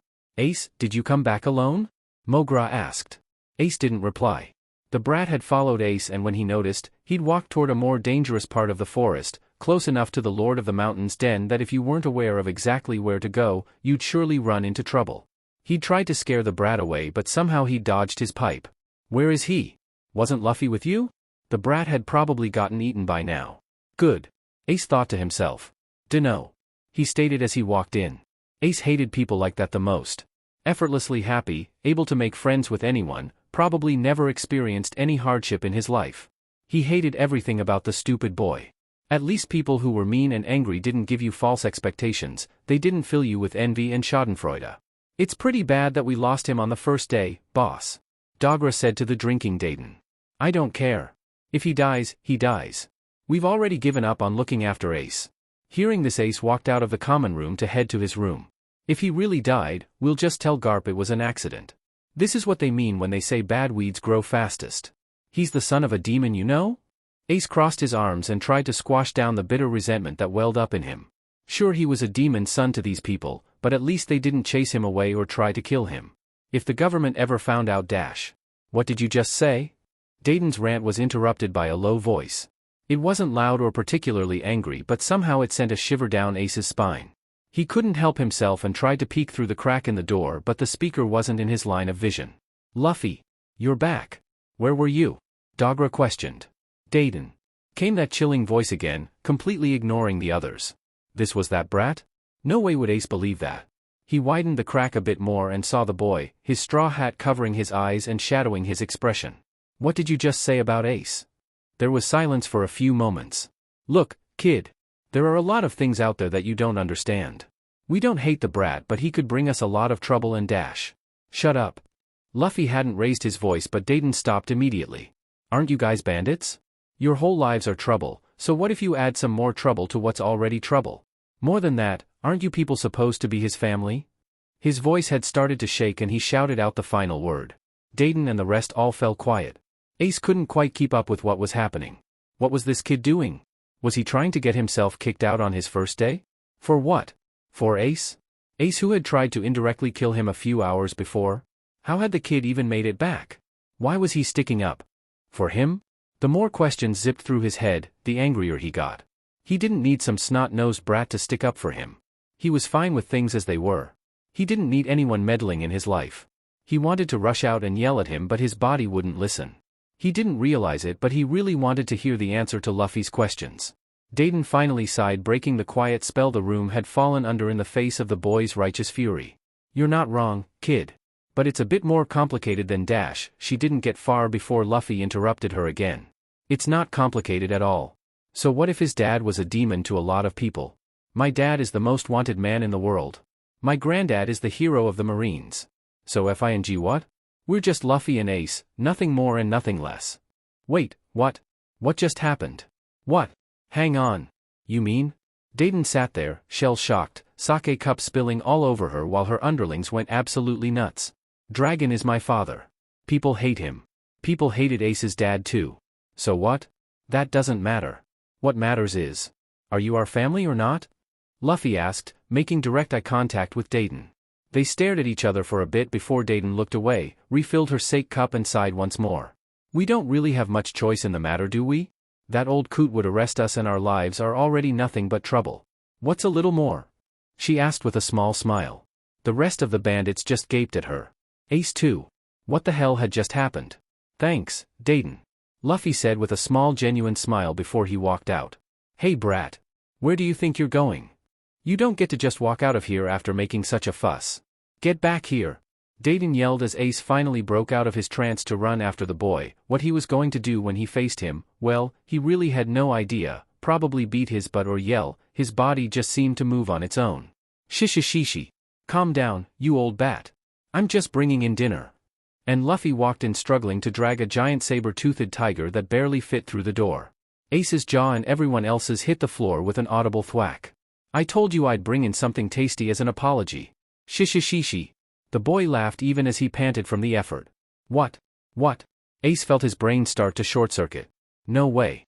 No FING way. That was one of the lords of the forest. He and Sabo had tried taking down one of them and almost got themselves killed. Maybe it was already dead and Luffy just dragged it here? But then its pack would have attacked him. How did he even find his way back here? Ace stared completely dumbfounded. The bandits had composed themselves and started to cheer, saying they had enough meat for a week. They all cheered and drank and congratulated Luffy, the previous tense conversation somehow completely forgotten. "Shishishi. A week? I'm eating too, you know. We'll be lucky if it's enough for dinner tonight and breakfast tomorrow." The bandits all laughed and pushed at him even as Mogra and two of the others started to skin and butcher it. Bwahaha, as if a little pipsqueak like you could eat that much. Even Dayton can't handle that much meat. Ace watched as Luffy's grin widened to a degree that shouldn't be humanly possible. "Shishishi. Wanna bet?" he asked. "Oh, the kid wants to be a gambler, eh?" Dogra taunted. "Hee. I'll take you up on it, kid. What are the stakes?" Dayton asked. Luffy turned his head to where Ace stood frozen by the door and smiled that huge impossible grin again. Ace frowned and glared in response. What was this kid trying to pull? "If I can eat more meat than you, you'll let me and Ace drink with you guys tonight. If I lose, I'll be an obedient angel for a full week, no complaints." Ace saw Dayton's eyes narrow as she assessed the situation, then she broke out into a grin. Ace looked to Luffy and had to take a step back at how utterly devilish the little boy looked, not that Dayton could see, as his face was angled away. Why had the boy even included Ace in his bet? Was this a bribe at friendship? Was that what that whole outburst was about? But Luffy couldn't have known he was there at the time. Ace was confused and suspicious. He wanted to yell at Luffy to keep him out of his nonsense. But wait, a small voice in his head said, the boy hadn't staked Ace to be obedient as well. If Luffy won, Ace would share the spoils, and if he lost, Ace would get off scot-free. Even if it was a bribe, even if Ace accepted it, that didn't necessarily mean he had to be friends with the confusing freak. Ace made up his mind. "You got yourself a bet, kid. Hee I'm looking forward to making you my SLV. Mogra. How long till the meat's ready?" Ace would sit back and watch. While the two battle it out, he would try to puzzle out Luffy and his motivations, because so far nothing about him made a lick of sense and Ace didn't like it. At all. 10 minutes, boss. Eh? That long? I'm hungry. Luffy whined. Was this really the same person who had faced off with Dayton and got her to concede? Ace wished Sabo was here. People had always been his specialty. Ace made a mental note to ask about it tomorrow. "Shut it, brat. If you want it faster, why don't you go and help, huh?" Dayton said as she slammed her fist into his head. "Ow. Dayton, your punches hurt almost as much as Gramps. I caught it so I shouldn't have to cook it." Luffy grumbled as he took off his hat and rubbed at the bump on his head. "Then shut your whining. Dayton scolded as she poured herself another drink. Ace watched as Luffy stuck his tongue out at Dayton before running away from the next punch Dayton threw his way. Luffy ran towards Ace, making the older boy glare. Ace, why are you sulking here by yourself? Come on, let's eat, the boy said, smiling and grabbing his hand to drag him to the table. Ace jerked his hand out of the boy's grip. I'm not sulking. And I'm not hungry. Ace turned around to go back to the room. Screw this. Luffy was too annoying and confusing and invasive and bright. Ace's plans for retreat were squashed when he smelled the tiger meat cooking and his stomach let out a loud growl. Shishishi. Ace is a bad liar. Shishishi. Come eat. You can help me win the bet and then we can all drink and celebrate our first night as a whole family. Luffy said, grabbing Ace again and dragging him. Whose family? I don't even know you. Stupid brat. Ace yelled even as he allowed himself to be dragged towards the food. That's right. So let's get to know each other and be friends, N.E. Luffy said, looking up at Ace with that stupidly wide grin. No way. I'm just here for the food and sake. I don't want to be friends with a freak like you. Ace replied, but Luffy just laughed. So they all sat around the table, Luffy and Dayton each with a mountain of meat before them, while the others had normal, human, portions. Ace sat there quietly and watched. Luffy and Dayton ate with vigor, making small talk with the rest of the bandits, sending half-chewed crumbs all over the place. Ace watched as Dayton started to slow and as Luffy kept going. He watched as Dayton lay on her back with a loud burp, 2 cuts of meat left on her plate. I can't take another bite, she exclaimed. Ace watched as Luffy laughed and finished off his plate, liking it clean. The bandits had their mouths wide open as Luffy patted his ridiculously round and distended stomach. How is that even possible? Dogra shouted. Shishishishi. I'm a rubber man, he replied. He grabbed one side of his cheek and stretched it out before letting go and it just snapped back into place. No wonder he could smile so wide. You're such a freak, Ace mumbled. He didn't think anyone would hear him, but Luffy apparently did because he started laughing again. But I won, Ace. You know what that means, right? Luffy was looking up at him and smiling that devilish grin, and Ace couldn't really help the small smile that crept on his face in return. Give us our sake, they both demanded in unison. The bandits all started to grumble and but they pulled out 2 cups for the boys. Their cups were filled and everyone raised them high and cheered before downing their drinks. Luffy and the rest were loud and talkative, and Ace mostly stayed out of it, only throwing out the occasional insult or demanding more sake. And so, the night wore on, with drinking and teasing and complaining. And if that small smile stayed on Ace's face the whole night? Well, he would deny it forever to everyone but himself. Ace woke up with a blistering headache to the sound of Luffy's laughter. His mouth was too dry, the sun was too bright and everything was too loud. Even the sound of his own breathing was bothering him. He hid his eyes in the crook of his elbow, trying to block out the world. Hey Ace! Wake up! It's your day for laundry, Dogra shouted. Ace groaned as he tried to push himself up. I'm never drinking again, Ace mumbled. Had this been that little sheet's goal the entire time? To torture him for trying to spit on him or kill him? Ace was really gonna kill the BSTRD now. With something to motivate him and rage to fuel him, it was much easier to get up. Ace stormed into the common room where Luffy and Mogra were polishing weapons. He rushed to Luffy, grabbed him by the collar and punched him, sending his hat flying. Shishishi. Ace, you're awake. The boy was smiling as if he hadn't just been hit with Ace's full power. So Ace punched him again. Then he dropped him and headed to the kitchen for water. Dayton was in there, smoking. Ace glared with his deepest frown on his face and poured himself a cup of glorious, glorious water. Ace? Are you hungover? Is that why you're so angry this morning? Luffy had apparently followed him. Dayton started laughing. Huh. I told him not to drink so much. I can handle it, he said. This much is nothing, he said. Hey. I'm going to kill you both. The other 2 just kept laughing and Ace poured himself another cup. Sanji said fried food always helps with a hangover. So I went ahead and caught you something for breakfast. I even found some eggs from an eagle.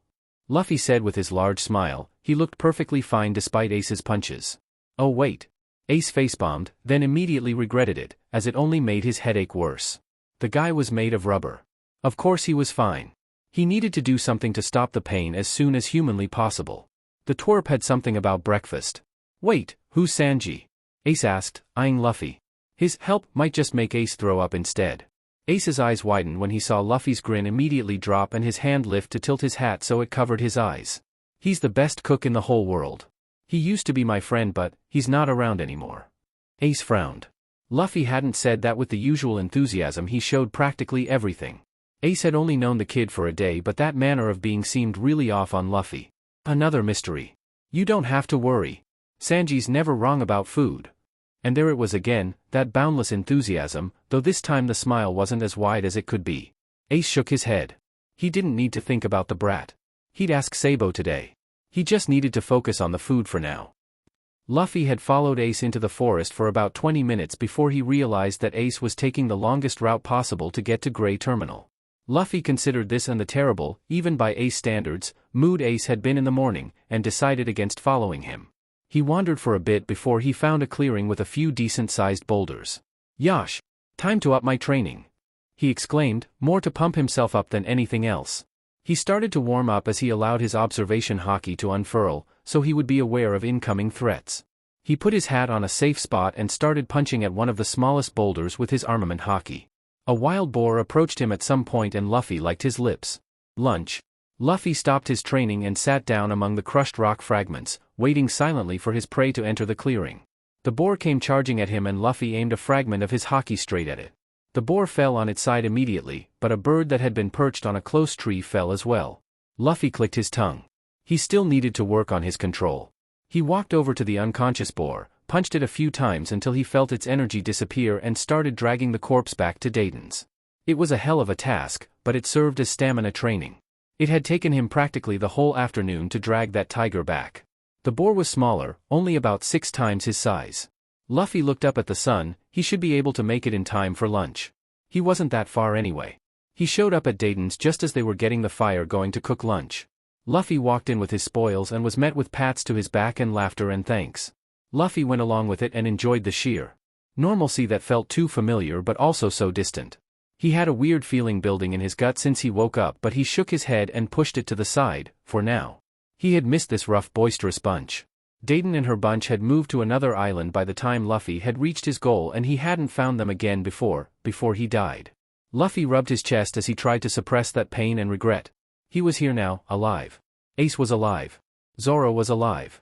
Sabo never got captured and tortured. He hasn't lost his memory. Everything was good. And Luffy would make DMN sure to keep it that way. He asked Dayton if she needed anything from the village. Luffy wanted to go down and let Makino know that he was settling down nicely. That woman worried too much. Dayton said some gold wouldn't be remiss and Luffy laughed and shook his head. He wouldn't steal from the people of Fusha village. Those BSTRDS in Goa though, that was a whole different story. He promised he'd get her something nice and shiny tomorrow and started running down the mountain as soon as he finished his lunch. He didn't allow himself to slow down at any point until he reached Makino's bar. He was panting, but his legs and chest didn't feel like they were on fire, so he counted that as a win. He walked in with a loud shout. Makino! I'm back. The woman who had been serving some merchant turned to the door immediately. Luffy! She cried, and as soon as she had excused herself from her client, she walked up to him and pulled him into a hug. I'm so glad you're okay. Garp came yesterday and told me you'd be living somewhere else from now on. He looked so angry I thought he'd just dumped you into the forest to grow up with the monkeys. Luffy laughed. Shishishi. It's not bad at all. I came to tell you that you don't have to worry. I'm settling in just fine with my new family. Luffy eyed the merchant at the bar who was staring at them with too much interest and gestured at Makino to come closer. I'm staying with Dayton at the top of Mt. Kalubo. He whispered into her ear. What? I knew that old man was out of his mind. How could he possibly think that dash? It's all good, Makino. They're really nice if you don't listen to what they say and look at what they do. Luffy tried to assure her, but Makino was still looking doubtful. You can come visit when you like to make sure for yourself. I'm always there at mealtimes, and if you bring some sake with you, they'll welcome you with open arms. Makino scoffed and shook her head. She examined Luffy, and after making sure that his wide grin was real, she shook her head and sighed. Fine. But if you want to, you can always come back, you know? Luffy's grin widened. Thanks. But I like it there. I'll still miss Makino though. So come visit when you can, okay? Makino chuckled and nodded before returning to her lone client. Luffy sat at the bar and waited for the glass of juice Makino would inevitably pour him when she had the time. Luffy closed his eyes and tried to extend the blanket of his Haki. First he evaluated the merchant. Grumpy but not hostile, probably just here for trade. He pushed it further, feeling the familiar buzzing of the multitude of villagers. He couldn't stretch it as far as he could on the mountain. The buzz and lights of everyone's energy was distracting, and it wasn't as easy for Luffy to sift through them for anomalies or threats as it used to be. Luffy supposed he was rusty from being dead and back in a young body. He'd been telling himself that for weeks, but it didn't really help much. He opened his eyes when he heard Makino place a glass in front of him, and he smiled at her as she went back to making small talk with her guest. Luffy pushed his circle further, pinpointing the unfamiliar energies of what were probably the merchant's companions and focusing on them to determine their strength and intent. Nothing out of the ordinary. He pushed further, ignoring the headache that started to sprout from the base of his neck. He'd had a strange feeling in his gut since the morning and he couldn't figure out why. That's what had pushed him to come see Makino. Then he felt it and the pull in his gut got stronger all at once. There was a very strong, very angry presence at the very edge of where his senses could extend. It was heading in the direction of the mountain. Luffy chugged down his juice, and waved at Makino, saying he had to head back before he ran out the door to her shouts to be careful. Luffy ran full throttle towards where that energy was. His own energy was buzzing, feeling like it wanted to overflow. He pushed it down and focused more on that person. They were wandering around in a manner that Luffy found vaguely familiar. They were going up the mountain, but they would suddenly turn, walk to the side for a few minutes, then start up the mountain again. The energy felt like a wild beast, stalking his prey, and Luffy ran closer, ignoring the villagers that were greeting him as he finally reached the base of the mountain. He made straight for that energy, and when he was a few meters away he forced himself to stop and catch his breath. He took a few moments to calm down and stifle his presence as much as possible. Despite knowing that there was a person close, he couldn't hear anything. No abnormal rustling, no breaking twigs. Luffy's eyes narrowed as he silently stalked the stalking beast. This person was dangerous. Energy strong and angry and movements perfectly silent. Luffy tried to remember if there were any threats this big last time around, but at that time Luffy had been following Ace around and Dayton and her bunch might have dealt with this person, though Luffy didn't think they'd have been able to handle someone this strong. He hid behind a tree when he finally saw a hint of movement ahead of him. He peeked out at the figure, which had stopped moving now, hand on his swords. Swords? He scanned the owner from head to toe and he couldn't help but let his jaw drop open in surprise. Because right there, right in front of Luffy, was a young boy with a familiar shock of short green hair, tense shoulders, and 3 swords. It can't be. Luffy was abruptly pulled out of his speculations when the boy spoke. Who's there? The voice was higher than it should be, but it still sounded familiar in a way that tugged at his heart, causing that pain in his chest to return full force. He ducked back behind the tree. He was supposed to be out of range of sight and sound. The boy hadn't even turned to look at him. Luffy would stay quiet until he figured out what was going on. It hadn't been a month since he'd seen his swordsman kill himself before his very eyes. It was still hard for Luffy to believe he was alive. Why on earth would a young Zoro be here anyway? Luffy's mind was whirring, and his heart was reeling. Come out or I'll cut you down. Luffy's eyes widened at that open hostility. He'd never had that tone directed at him before and it hurt, he couldn't lie. Maybe it wasn't Zoro. Maybe Zoro had a brother that he'd never mentioned. Maybe Luffy was just imagining what he wanted to see. His instincts warned him something was coming and he jumped high into the sky, barely avoiding the sword strike that cut the tree he had been hiding behind. He twisted in mid-air, gripped tight on his hat, and when he landed, he was facing the swordsman. Looking at him head-on, Luffy couldn't deny that this was, in fact, Zoro. His face was rounder and softer than Luffy remembered, but it was the same face nonetheless. He couldn't mistake those steel-gray eyes. Zoro's next strike wavered before it fell upon him. Luffy ducked out of the way even as he registered the shock in the other boy's eyes. His attacks didn't stop, one strike after the other, but they were slow and far less powerful than he remembered from the last time they had fought, more than a decade ago at Whiskey Peak. Luffy continued to dodge even as he focused his mental attention on the energy in front of him. Even in this body, his instincts should be enough to keep him out of range while he tried to figure out what was going through his swordsman's head. His energy was a vibrating mass of rage and conflict and pain. He felt like he was screaming inside, so far from the calm and steady waterfall-like flow that his swordsman had possessed. The rush of intense emotion made Luffy falter and he got a small cut on his arm for his mistake. Luffy narrowed his eyes as Zoro's strikes became more frantic. More powerful but less precise. This wasn't the Zoro he knew, this person felt and acted like a stranger. Luffy shook his head and focused his whole attention on the fight he had unknowingly stumbled into. If this was his Zoro, he clearly needed someone to knock some sense into him. Luffy jumped high into the air and aimed his feet at the swordsman's chest. He was blocked by the sword in his mouth and he had to quickly twist and flip to avoid the other 2 swords.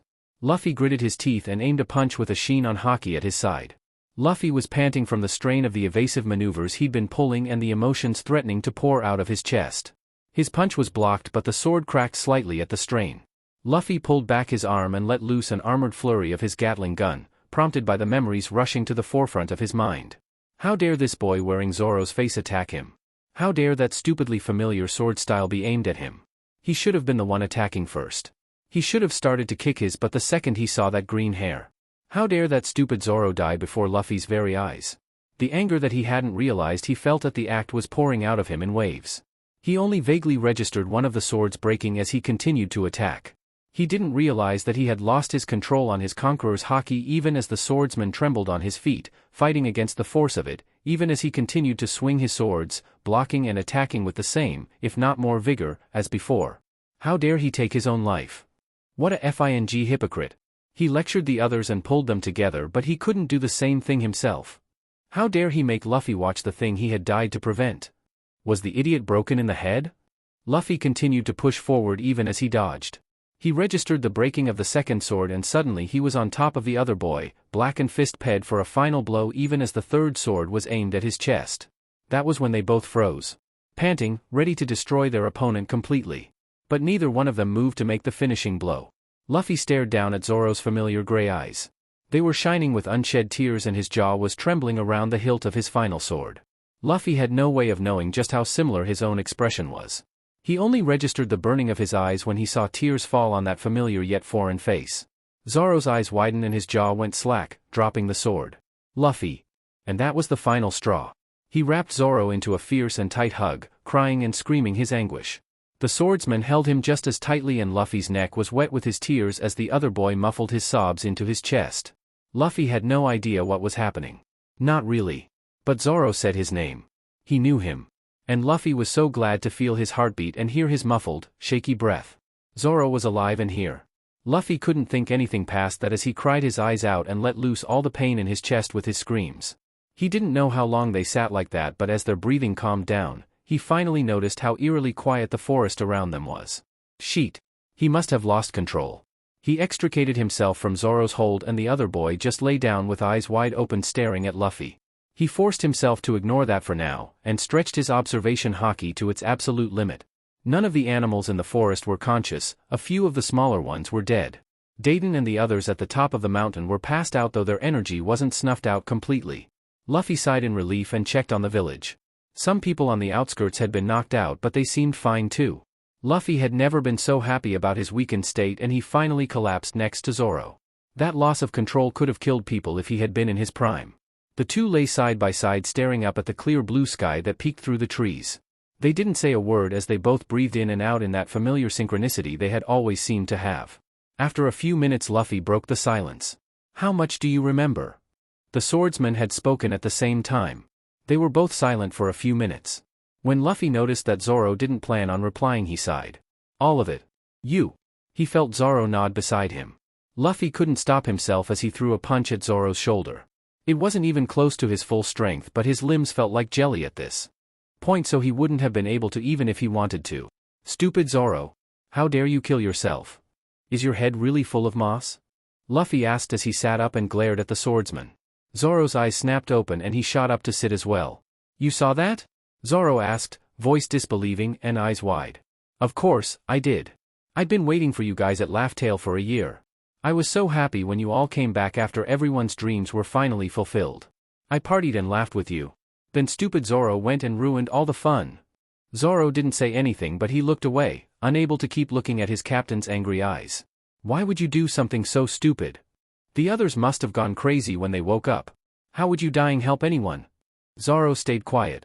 Answer me, Zoro. He demanded. Zoro finally made eye contact with Luffy again and sighed. Luffy clenched his fists tightly enough that his nails stabbed into his palms, making him bleed. Luffy saw the guilt and sorrow and regret in those eyes and understood. He had seen that same look in his own eyes every time he woke up from a nightmare about Ace. He understood the pain. What he didn't understand was how his first mate hadn't gone out in a blaze of glory on the battlefield. How he had allowed his light to just fade away until there was nothing left. Had he forgotten he had Nakama? Why didn't he talk to any of them? Luffy might have been dead and useless but the others weren't.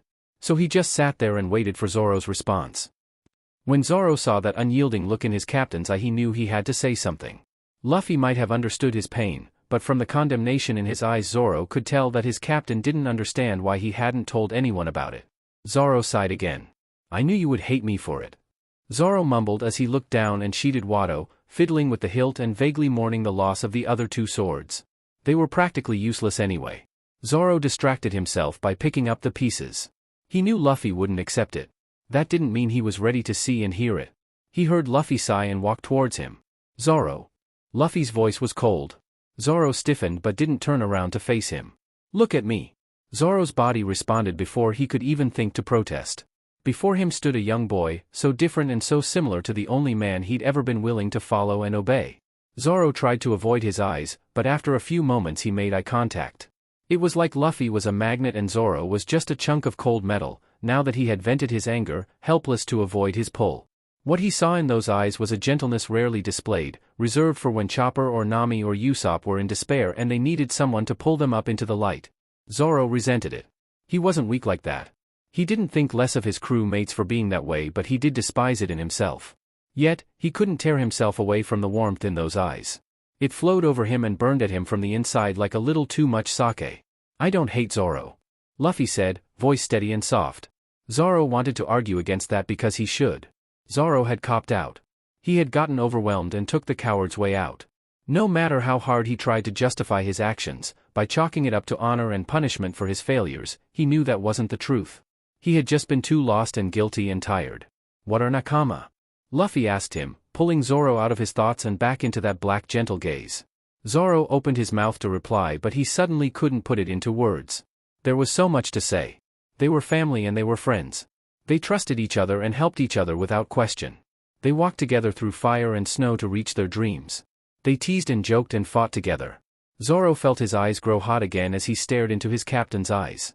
He worked his jaw, trying to swallow the lump in his throat. He missed them. Zoro had always thought he would be perfectly fine on his own, until he was dozing on that merchant ship and didn't hear the sounds of laughter and scuffling. When he didn't get kicked awake with an insult at lunchtime by the smell of cigarettes and skis. When they came across a storm that Nami would have seen coming from miles away. When he didn't hear familiar pants from Usopp as he worked out and the younger man tried in vain to keep up. And all the other little details he had suddenly felt like he couldn't live without. Zoro felt the tears fall down his face again for the second time today and gritted his teeth when he saw Luffy softly smile at him and felt his captain's hat fall onto his head. Zoro won't make the same mistakes again, right? When we finally get our nakama back, Zoro will rely on them more, right? Zoro nodded even as he pulled the rim of that familiar hat that had never rested on his head before, and hid his crying eyes. Good. Luffy said with a nod and a wide smile. Now come on. We still have a ways to climb. I'm so hungry and my legs feel like jelly. I need me eat. Zoro laughed, long and loud, despite himself. This was his captain. He was right there, just one step ahead of him, just like he should be. Zoro took off the hat and placed it back on its rightful owner's head. Bet I can hunt something bigger than you do. He challenged, more to motivate himself for the rest of the climb than anything else. You're on. Luffy turned to him and said with a fierce look in his eyes. Before he shook his head as he seemed to think better of it. Never mind that. Let's hunt together. I wouldn't want Zoro to get lost when he's finally back. He said with a wide self-satisfied smirk. I won't get lost. Zoro huffed. He heard his captain's joyous laugh ringing through the air and that mass of pain that had been wriggling inside him for a year finally settled as he started up the hill, following his captain. The pair walked up to the base in quiet companionship, dragging a pair of wolf carcasses behind them, in the darkening light of the sunset. They're a bit early for dinner, so Dayton and the rest don't really pay them any mind as they continue to play cards and pass around a pipe. Hey Dayton. We brought dinner. Where's Ace? Dayton nodded her head, only half paying attention as she made another bet and moved the cards in her hand around. How should I know? That troublesome brat's always doing whatever he wants. Someone flipped over one of the cards on the table and Dogra swears without letting out any of the smoke in his lungs, and Luffy is kind of impressed. Okay. We'll start skinning these then. We'll need lots of energy to haul back all the loot we're getting you tomorrow. Dayton nodded satisfied, before she realized something was wrong. She asks, twisting around to catch a glimpse of Luffy and Zoro just inside the door with a pair of dead wolves behind them. She coughs and sputters. Zoro just nods his head at the group. Why are there two of you? You cheeky brat. You haven't even been here 2 days and you're already bringing in strays? This is not a hotel. She shouts, aiming a punch at Luffy. Luffy took it, then took off his hat and fixed the dent she made in it. Don't worry about it, Dayton. This is Zoro. He's my friend. We're gonna camp out together tonight after dinner. Dayton scanned Zoro from head to toe, particularly eyeing his only remaining sword, before she sighed. As long as he brought his own food and he's not sticking around? I guess it'll be fine. Make yourselves useful then. Luffy nodded and dragged Zoro back outside so they could start butchering their dinner. Thanks, Dayton. He said with a wide smile. She nods in response before focusing back on their game. He had to tug on Zoro's hand to pull him away from where the swordsman's gaze was fixated on the barrel of sake in the corner of the common room. Later, he whispered to placate his first mate, as he snagged 2 knives off the wall. Zoro nodded and followed him out quietly. You never said anything about camping. When they were safely outside, Zoro grumbled, though he really didn't mind, as he started working on the carcass. Shishishi. Don't complain, Zoro. It'll be fun. I'll make sure to distract Dayton and the rest so you can sneak some sake out with us. Besides, I share a room with Ace, so unless you want to share a futon and go straight to bed after dinner, camping is the best option. Zoro huffed but didn't complain anymore. They worked side by side in silence for a while before he spoke up again. So what are we going to do? Luffy hummed and thought for a bit. First, we need to get you some new swords. Sorry about those. Luffy said, looking to the side, seemingly sheepish. Fine. Zoro said. It was his fault anyway. He shouldn't have attacked in the first place. What would have happened if his captain didn't have his memories? Zoro really didn't want to think about that. We should be able to get that done when we go to Goa tomorrow. Besides that, we're going to need to train hard. Luffy said, his expression uncommonly serious. That made Zoro smile. As if there's any other way. He said with a grin. Luffy laughed and Zoro let the sound and the peace it brought with it to wash over him as he stilled his movements for a few moments. It's good to be back. His instincts prickled in warning, and before he consciously knew what he was reacting to, he was at Luffy's back with his sword drawn. He deflected the small stone that was aimed straight at Luffy's head. He glared into the growing shadows of the forest and was about to stretch out his haki when Luffy grabbed the forearm holding his sword from right by his side, causing him to still. He let go after a moment, leaving a bloody handprint behind. Zoro stared down at it and tried to stop the memories of countless battles that rushed to the forefront of his mind, from overwhelming him. It's just Ace. Relax. Zoro startled. He hadn't even thought about that. Ace was alive. His captain still had his brothers in this world. He sheathed his sword. Sheet. Was Zoro even necessary here? He stopped that line of thought to scan the boy that walked out of the forest with a small bulging bag hanging from his shoulder. Ace was so much younger than Zoro's memories, and so much more said. If Luffy hadn't told him who it was, Zoro might never have made the connection. Hey Ace. Did you have a good day? Ace ignored Luffy completely, causing Zoro to frown. He was unaffected by the glare Ace was shooting at him. Who the hell are you? Ace asked when he was close enough. Roronoa Zoro. He replied curtly, glaring right back at the boy. What the F was with that attitude? Why was he ignoring Sancho? Why had he even tried to hurt him? Zoro's mind was filled with questions. He's my nakama. He's gonna be the world's greatest swordsman. The first mate of the Pirate King's crew. Luffy elaborated, unmistakable pride in his voice, as he grinned. Zoro's frown softened slightly with the words. Ace scoffed. Yeah right? He said, before walking past them and into the base. Zoro narrowed his eyes at the boys retreating back. Luffy shrugged and turned back to the almost completely butchered carcasses behind them. Zoro followed his lead. He always used to be like this. I only got here yesterday, so it's what you would expect. I'm actually doing a lot better than the first time around. He replied to Zoro's unspoken questions with a smile. But it was sad, tainted by painful memories of the past. It'll get better. Zoro said with conviction, trying to erase that expression off his captain's face. It wasn't the face he was used to, but it was his captain's nonetheless. The expression felt even more out of place on that rounded face than it had on the man he remembered. If Luffy had been brothers with Ace before, Zoro was sure he could do it again, somehow. That's just how he was when he had a goal. Zoro just didn't know how he'd fit in. You bet. Shishishi, we'll win him over in no time. And just like that, all Zoro's worries disappeared. That natural laugh, Zoro never used to worry like this. He never used to think too deeply about much of anything really. But then he grew older alongside his crew, had to evolve to face more difficult enemies, then he'd lost his captain. Somehow he'd become almost as much of a worrywart as Usopp, though he was a lot less verbal about it. Luffy had apparently noticed it anyway. BSTRD always was too DMN insightful. They finished up their work and went back inside. Dayton was with Ace, sorting through his bag. It was mostly money with a few pieces of gold jewelry mixed in. Ace was looking proud and smug. Zoro couldn't help but roll his eyes. A meager haul by any measure. Luffy elbowed him, even as he tried to suppress his own smirk. Right. They were kids again. They couldn't measure this world by the standards they'd grown used to on the Grand Line or their base in the New World. They passed the meat off to Mogra and sat down with the rest of the bunch around the low tables.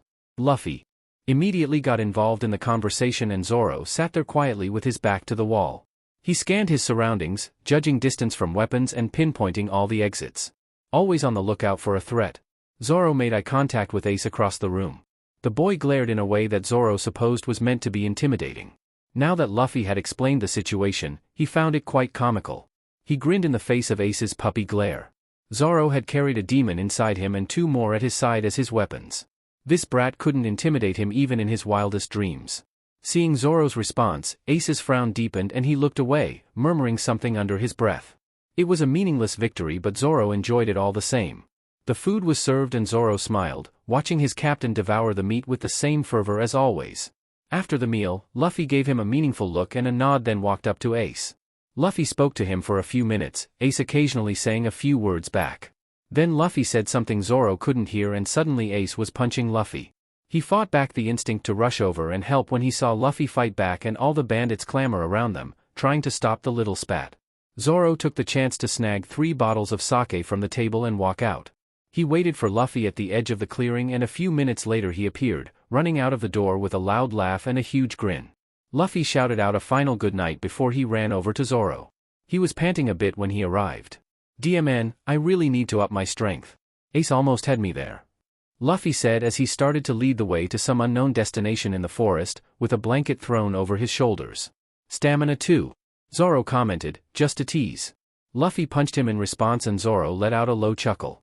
Well, he is older than you, I wouldn't be surprised if you got your butt kicked. That punch was pretty weak. Say that to your 2 broken swords. Luffy shouted, full of anger and indignation. Well yeah, Zoro had to give him that, but his haki was a whole other thing on a whole other level. Luffy had always been far too adept and quick to pick things up if they were even vaguely related to fighting. And I'm older than he is. Zoro snorted at that. Not with that tiny stick body you're not. Luffy started laughing. Like you're one to talk. You could barely even handle all 3 of your swords. That ruffled Zoro. I'm sorry, what was that? Just who was it that saved your butt from the lightning beasts on Raijin Island? He asked. I'm a rubber man. I'd have been perfectly fine. Luffy replied, rehashing one of their old arguments. Besides, that was then and this is now. Sure you would've. 'Cause rubber can protect you from huge fangs. Zoro persisted. Shut up. I'd have one anyway. Luffy said petulantly, twisting up the blanket and whipping it at Zoro. Zoro dodged out of the way, mindful of the sake bottles in his arms. They both laughed. Yeah, you would have. Zoro said, once they'd both calmed down a bit. He hadn't really been paying attention to his surroundings, but when Luffy suddenly stopped he looked around. They were at a break in the trees a few meters short of a cliff's edge. It was a clear, cloudless night. The half-moon was reflected on the dark sea and the skies above them were filled with stars. The sound of waves lapping against the bottom of the cliff and the salt air were soothing. If Zoro closed his eyes he could almost imagine himself back on the Sunny, his crew mates asleep below deck as he kept watch with his closest friend at his side. Luffy lay the blanket down on the dusty ground and Zoro placed the bottles down on a rock that would be within reach. They sat down with their backs leaning against each other's as they passed a bottle back and forth. They reminisced and told stories of their crew, comforting and reminding each other in the quiet dark of the night, as they felt each other's breaths and heartbeats and laughter through their backs. They were halfway through the second bottle, both feeling some of the effect of it by them. Luffy more so than him. DMN these tiny bodies. Zoro was feeling pretty tired too. He blamed the ache in his muscles on his shitty captain for not holding back during their earlier fight. He was about to voice his complaint when something caught the corner of his eye and put him on high alert. It was a saber-toothed tiger, probably as tall as Zoro in this form. He picked up the sword from beside him, ready to attack the moment it pounced. Shishishi. It's fine, Zoro. Tora's a friend. Luffy said exuberantly as he jumped and walked right up to the tiger. Zoro stared at his captain with wide eyes. Hearing a voice, which sounded too much like Nami's, in his head he parroted the exasperated questioning thought. How did that even happen? More importantly, why am I even surprised? Oh. I killed one of Tora's uncles. Luffy said sheepishly, rubbing his neck. Sorry again, Tora. The tiger cub huffed. It was his fault anyway. Everyone said so. We still would have eaten him if we hadn't realized that he could hear us, though. She said in his head. What? So you're friends? I haven't drank anywhere near enough for that to make sense. Zoro said. Well, I attacked him again on dash. Tora started to elaborate for the other boy before Luffy interrupted her. Shishishi. Zoro can't hear you, silly Tora. He told her with a pat to the head. Tora growled at him, but it didn't have any negative intent. How would I know? I've only seen one other human and he seemed really mean, even though he was weak. Is talking to us something only strong humans can do? She replied indignantly and curiously. Ace isn't mean or weak. He's just angry about a lot of things. And no, it's not. There are lots of strong people who wouldn't be able to hear you. It's a very rare gift that very few humans have. I doubt you'll meet another. He explained to her even as he buried his fingers in her soft white fur. Tora purred for a moment and Luffy smiled. DMN it, Luffy. I thought I told you not to talk to things I can't hear without explaining first. Zoro grumbled from his place on the blanket as he reached for the third bottle. Shishishi. Come on Tora, let's go sit next to Zoro. Tora eyed Zoro suspiciously. Luffy ignored her and plopped next to Zoro, shoulders touching. So I killed one of her uncles. Then the whole pack surrounded me as I was dragging him back to Dayton's. Luffy began to explain. Again. Stupid Sencho. Zoro mumbled, but he passed Luffy the bottle anyway. Luffy smiled ruefully. Anyway, I didn't really want to fight all of them cause that would just be a waste of meat, so I let loose a bit of my haki and I explained what happened to them. He passed the bottle back and patted his lap in indication to Tora, who had inched closer as he spoke. She settled her head on his thigh, still keeping her eye on Zoro, who paid her no attention as he drank. I didn't really want to fight him. Killing one of the lords could up the way the forest works, and that would put Ace and Sabo in danger. Luffy was stroking Tora's fur as he spoke and her huff tickled his thigh. Lords. We can handle those brutes even without Quintus. She said indignantly. Of course you can. He said, mostly because it was true and partially to placate her. Zoro glared and took back the bottle he was passing to Luffy. There are two lords of the forest on the mountain. The tigers, Tora's family, have the east and the bears have the west. They fight a lot over territory. Luffy explained for Zoro's benefit. The swordsman nodded and passed him the bottle. So, as I was saying, I told them how I had warned him not to attack and that I didn't want to kill him.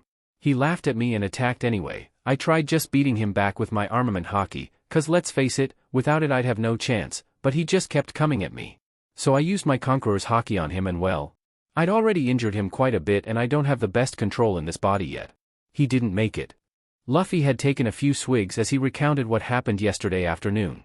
He passed the half-empty bottle to Zoro and enjoyed the soothing sound of waves and the purring vibrations coming from Tora. When I explained, the rest of the pack let me go, saying he should have known when an enemy was too powerful for him. I kinda liked him though, I didn't mean to kill him. We knew that. We like you too, though I didn't at first. Tora stopped purring to lick his cheek and just stared up at him, finally convinced that Zoro wasn't a threat and therefore willing to take her eyes off him. Is that how you met this one? Zoro asked as he passed back the bottle. Tora growled at being called this one. That made Luffy laugh. Zoro always had been bad at making friends. Luffy was feeling fuzzy and hot from the alcohol and the warm closeness of his friends. He probably shouldn't drink anymore, but he took the bottle anyway. If he kept going at this rate he might just become as bad as Zoro. Luffy shook his head and dismissed the thought. Impossible. Zoro's head start was nothing to turn your nose up at. The man even had a special sake sense. Unparalleled in all the Grand Line. So he took another swig. No. I properly met Tora after I'd been let go by the pack. She tried to hunt me by herself. I took her out pretty quickly. Luffy left out the fact that it had only taken 3 successive punches, no haki necessary, despite the fact that she was almost twice his size. If he insulted Tora's pride he might end up with a missing leg. They hadn't been friends for long after all, and he'd had enough of betrayal from supposed allies to not be so trusting.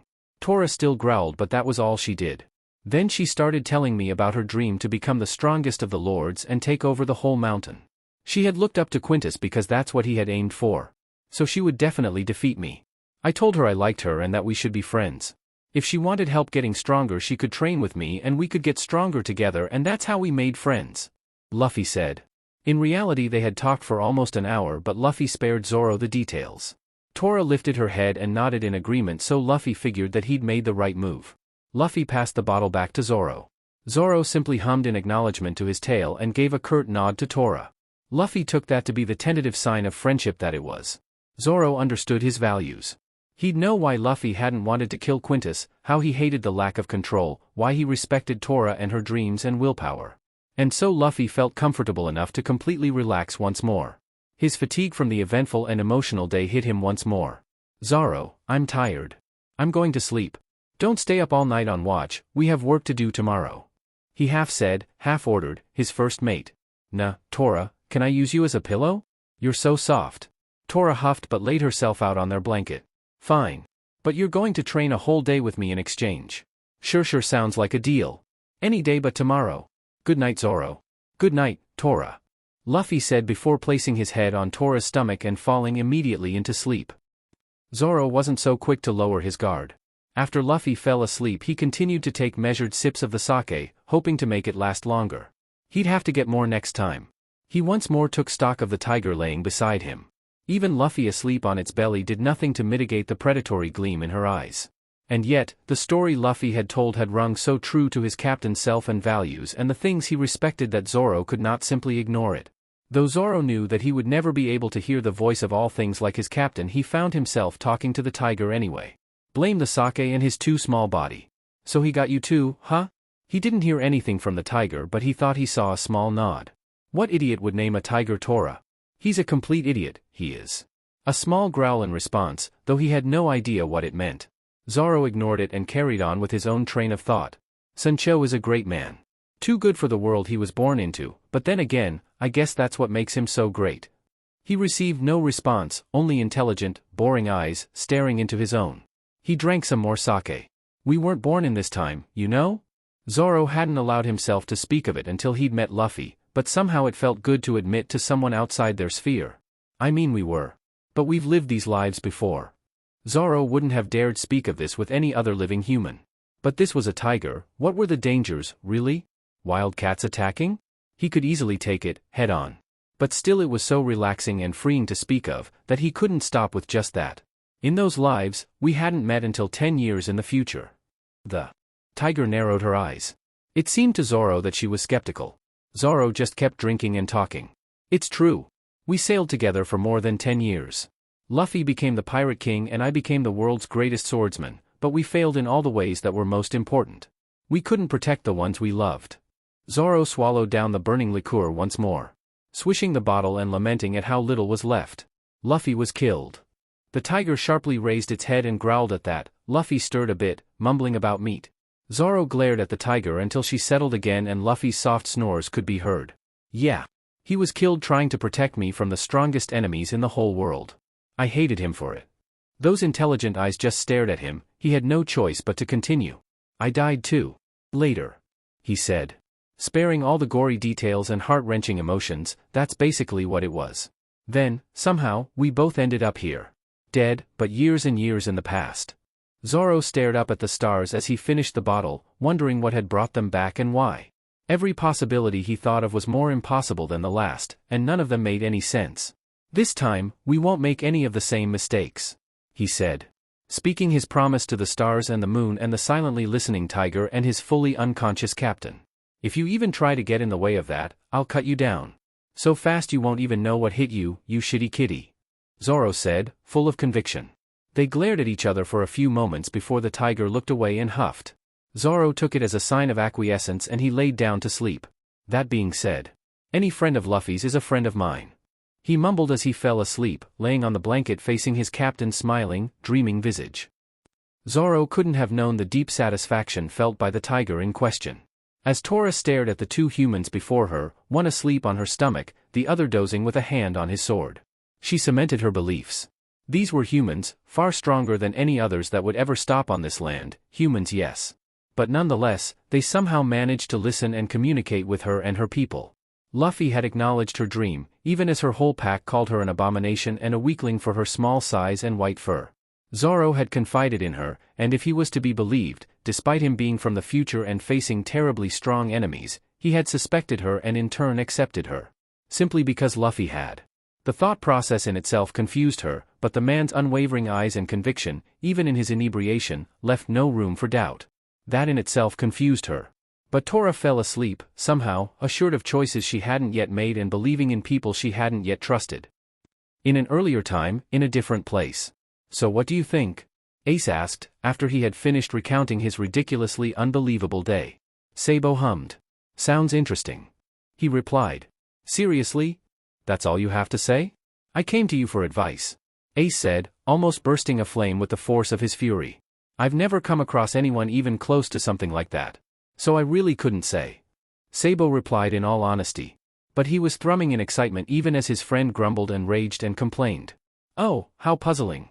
A person who could get Ace to like them but hate them all at once. A person who was so happy he seemed to have experienced no hardship. A laugh so carefree and bright, it dragged even the most angry and despondent into its light. Sabo couldn't imagine such a thing.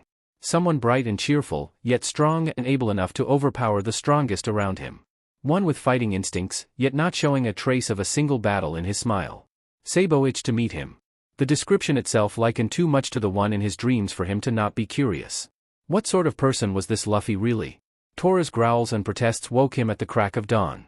Luffy shot awake when he registered the unusual tone and depth of a voice that ran deeper than what ears could possibly hear. Finally awake, Sancho? Tora said, when he regained enough of his senses to stand and take a fighting stance. Zoro was still snoring to the side, which made him realize that the voice wasn't an actual threat. Since when am I your Sancho? Luffy asked, his eyes still fuzzy and his memories a muddy pond. Yet even in that confusion the voice was familiar. That's what the other boy called you. Is it not your title? The question confused Luffy. Yes, it was his title. But anyone who had to ask that question had no right to call him so. Luffy rubbed his eyes, slowly gaining his bearings. Before him sat a white tiger, seemingly the source of the voice he heard. Tora, he said, as the image finally clicked with the memory. They stared at each other for a few moments. Sancho? Her voice questioned. I'm not your Sancho.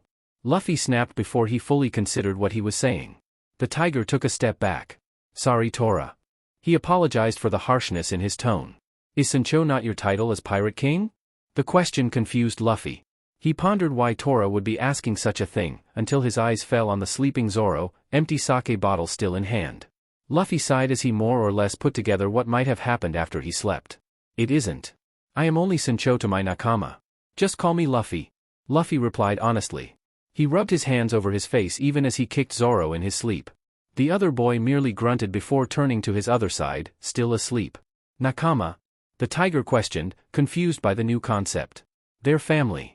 Family I found on the sea. The tiger narrowed her eyes. Luffy could tell she didn't understand, but he didn't have the energy to explain. He needed breakfast. He kicked Zoro again. Zoro! Go wake up Sanji. He's slacking. I need meat. Zoro stirred but didn't approach consciousness. You can fight him as much as you want as soon as he's done with breakfast.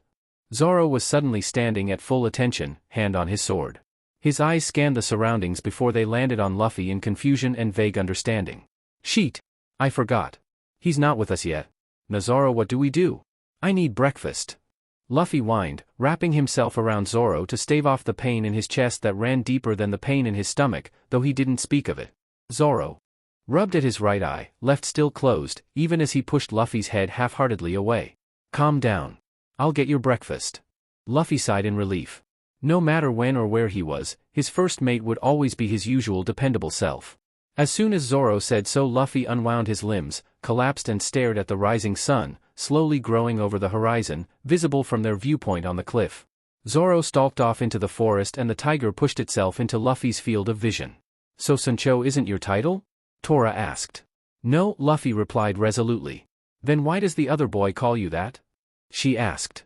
Eyes full of curiosity and innocence. 'Cause he's nakama. Luffy replied. Tora huffed and disappeared from his field of vision. Luffy went back to staring at the sun. Humans are so confusing.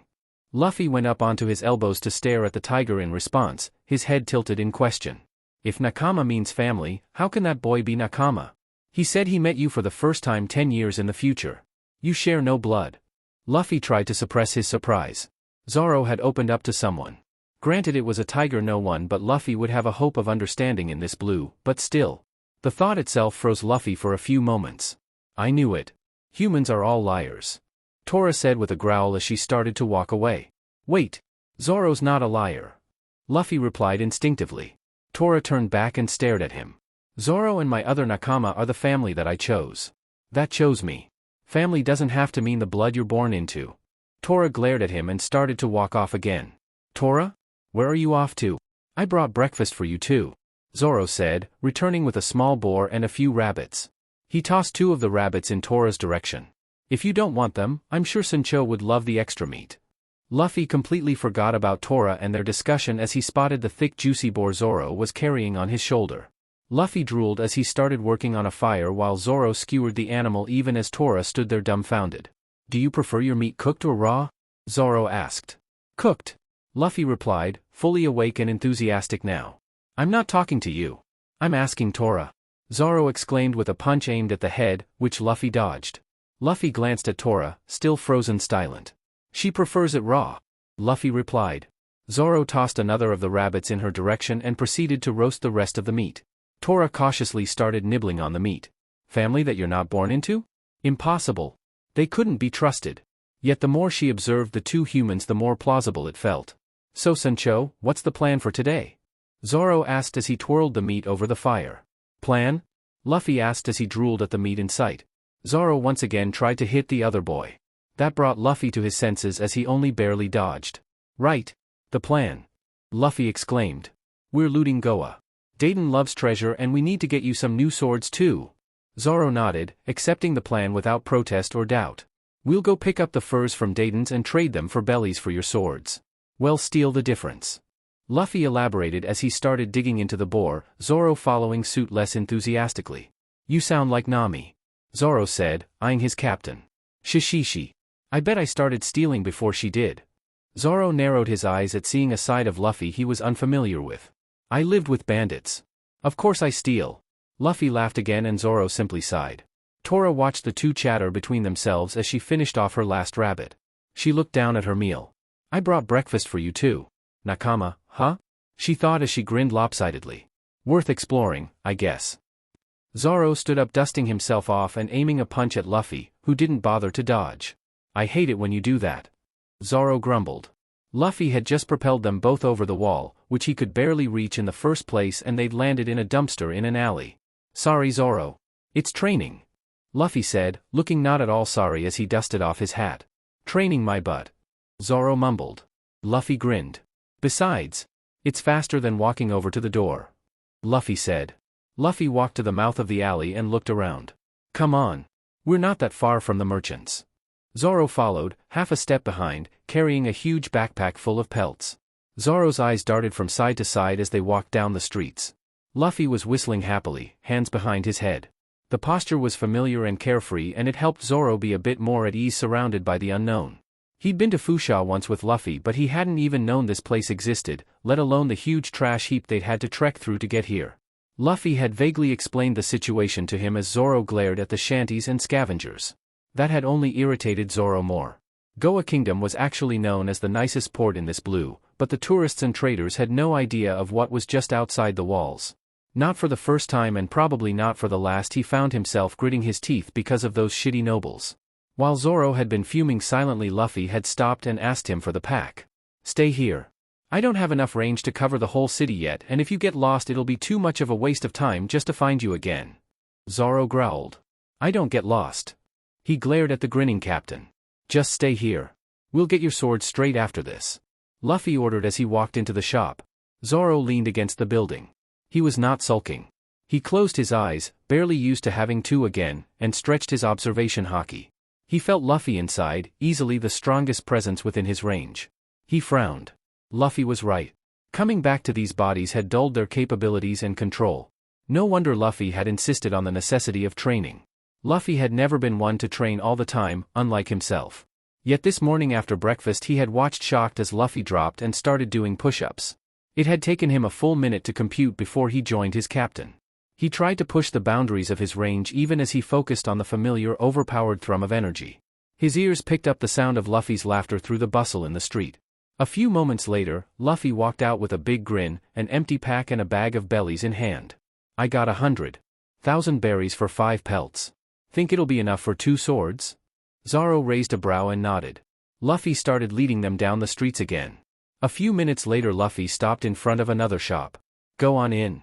I'll wait for you out here. Zoro nodded and Luffy tossed him the bag of coin. He still had some of the money Kushiro had given him, so if he didn't have enough for 2 decent blades he could make up the difference with that. Zoro ambled about the shop even as the man at the counter eyed him suspiciously. He wandered until something caught his attention. "How much are these?" he asked, pointing at the barrel in front of him. 40,000. Zoro grinned. What a fool. He had recognized one of Tashiji's swords in the barrel. What was its name again? Zoro shrugged, it didn't matter. But it was definitely one of the graded swords. He picked it up and unsheathed it. The shopkeeper started yelling something at him, but he ignored him as he examined the sword.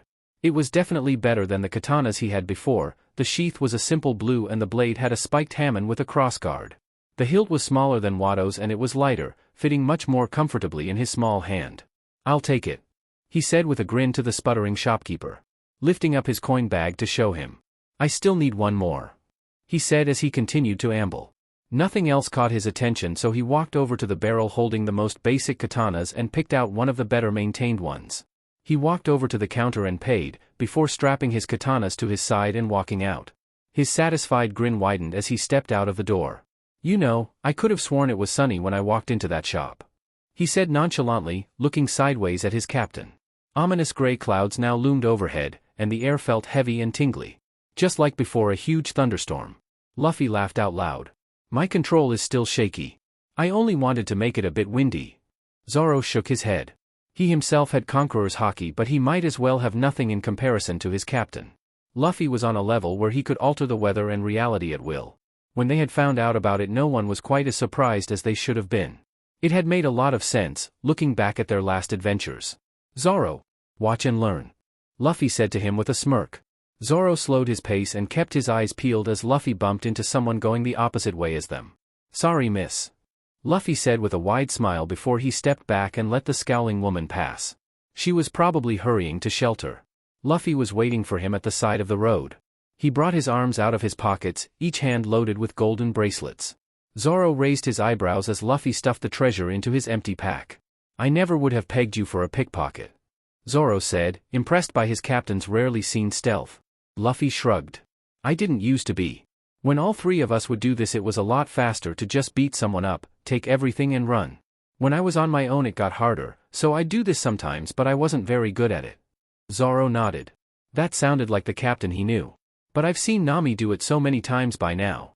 So I'm a lot better than I used to be." "Shishishi. So you didn't even know if that would work?" Luffy just laughed in response. "Zoro is too honest. This is just a way to get small loot that you might be able to hide from Dayton," Luffy said. He bumped into someone else and came away with a coin purse, which he tossed to Zoro. Zoro frowned and tossed the coin purse back. He wasn't too honest. Zoro could do it too. He was far stealthier than the captain. He walked up to a stall where a fat man was negotiating with a hawker, anxiously looking up every so often. Zoro pretended to be inspecting the knick-knacks on sale, and the next time the man looked up he liberated his wallet, swiftly stuffing it into the pocket of his GI. He walked back to Luffy with a huge grin. "Shishishi as expected of the world's greatest swordsman," Luffy said with pride as he kept leading them through the streets. The wind was picking up and people were rushing to their homes. Luffy clicked his tongue. "This isn't quite what I wanted, but it'll work. Haki will make this next bit a lot easier." They had arrived at a nicer part of the city. Large houses and ornate shops stood tall on either side of the road, broken only by intersecting streets and alleys. Luffy ducked into one of the alleys and Zoro followed, completely confused. Luffy smiled at him before he grabbed a small stone from the ground, wound up his arm and shot it up to the 3rd floor, using the rock to avoid cutting himself. He dropped the stone back to the ground and reached into the window. When his arm came back down, he was holding a golden chalice with jewels encrusted around the rim. "This is why you wanted wind?" Zoro asked, and Luffy nodded as he happily stuffed it into the pack. "We used to have to wait for storms to pull in the bigger treasures. Haki makes it easy to pick out houses without people in them, so we'll definitely manage to get a decent haul. If we do well enough, Dayton might even let you sleep inside today," Luffy informed him. He stretched his Haki out and kept his eyes open for the glint of gold or jewels. He spotted an empty house, looked around, then looked through the window. He used the butt of his basic katana to bust the window and stretched his arm through, grabbing some kind of silver box. He opened it and was happy to see it full of bellies. He passed it to Luffy, and so they continued down 4 or 5 streets. The wind had reached gale force by now, and it had just started to rain when Luffy hefted his bag and tilted his head at Zoro. He nodded and followed Luffy through the streets as they became less grandiose. There were still a few stragglers here, closing shop windows and stowing away merchandise. Now comes the fun part, Luffy told him, a mischievous grin on his face that Zoro both related to and dreaded. What now? Luffy secured the bag that was laden with their treasure more tightly and started to run. Luffy kicked a store owner in the gut and stole one of the hams hanging under the awning, and he was running again before the man had righted himself. The whole thing happened in less than half a minute. Zoro got the gist of it and started running after Luffy. He used the blunt end of his sword to fell targets, taking jewelry and coin purses as he blitzed through the streets, making sure to keep an eye on Luffy. Shouts and curses followed them, pulling the attention of those ahead of them, making it impossible to catch them off guard. Luffy just kept going, his laughter ringing through the air, louder than the rain and the curses. Zoro was surprised to notice that he himself was smiling. The adrenaline was pumping through his veins and he felt his senses heighten. The wall was looming closer and he prepared himself to be vaulted up again. His eyes sought at Luffy, hoping to be as prepared as possible for the unpleasantness. With the first flash of lightning he caught sight of a man who had avoided Luffy's rampage. Zoro darted to him, slashing him a few times and knocking the wind out of him. He grabbed the barrel the man was rolling, hoisted it onto his back and started running again, this time laughing as loud same as Luffy had been. Luffy turned to look at him when the thunder rumbled. He saw the barrel on his back and gave Zoro a thumbs up before quickly diving into another street. Zoro rushed to follow, the ache in his muscles insignificant compared to the satisfaction of the best loot he'd found the whole morning. They arrived at the doors and dashed through, breezing past the guards that were fighting the wind to shut it. They made it through just in time before running through the trash heap for a while before finding a large piece of scrap metal to duck under for shelter. They collapsed as soon as they reached it, panting and smiling wide. "Fun, any?" Luffy asked as he bit into his ham. Zoro nodded at his captain's young face. Zoro couldn't believe that this was his life now, but the smile on his face and the quiet in his mind proved that he didn't mind it in the slightest. They sat under their small shelter for a half hour or so until the worst of the storm passed, sharing the ham and other food Luffy had somehow managed to nick. Then they leisurely started the trek back, the rain still pattering softly on them. After 10 minutes walking in the forest they were bathed in sunlight again. They didn't speak as they made their way to Dayton's.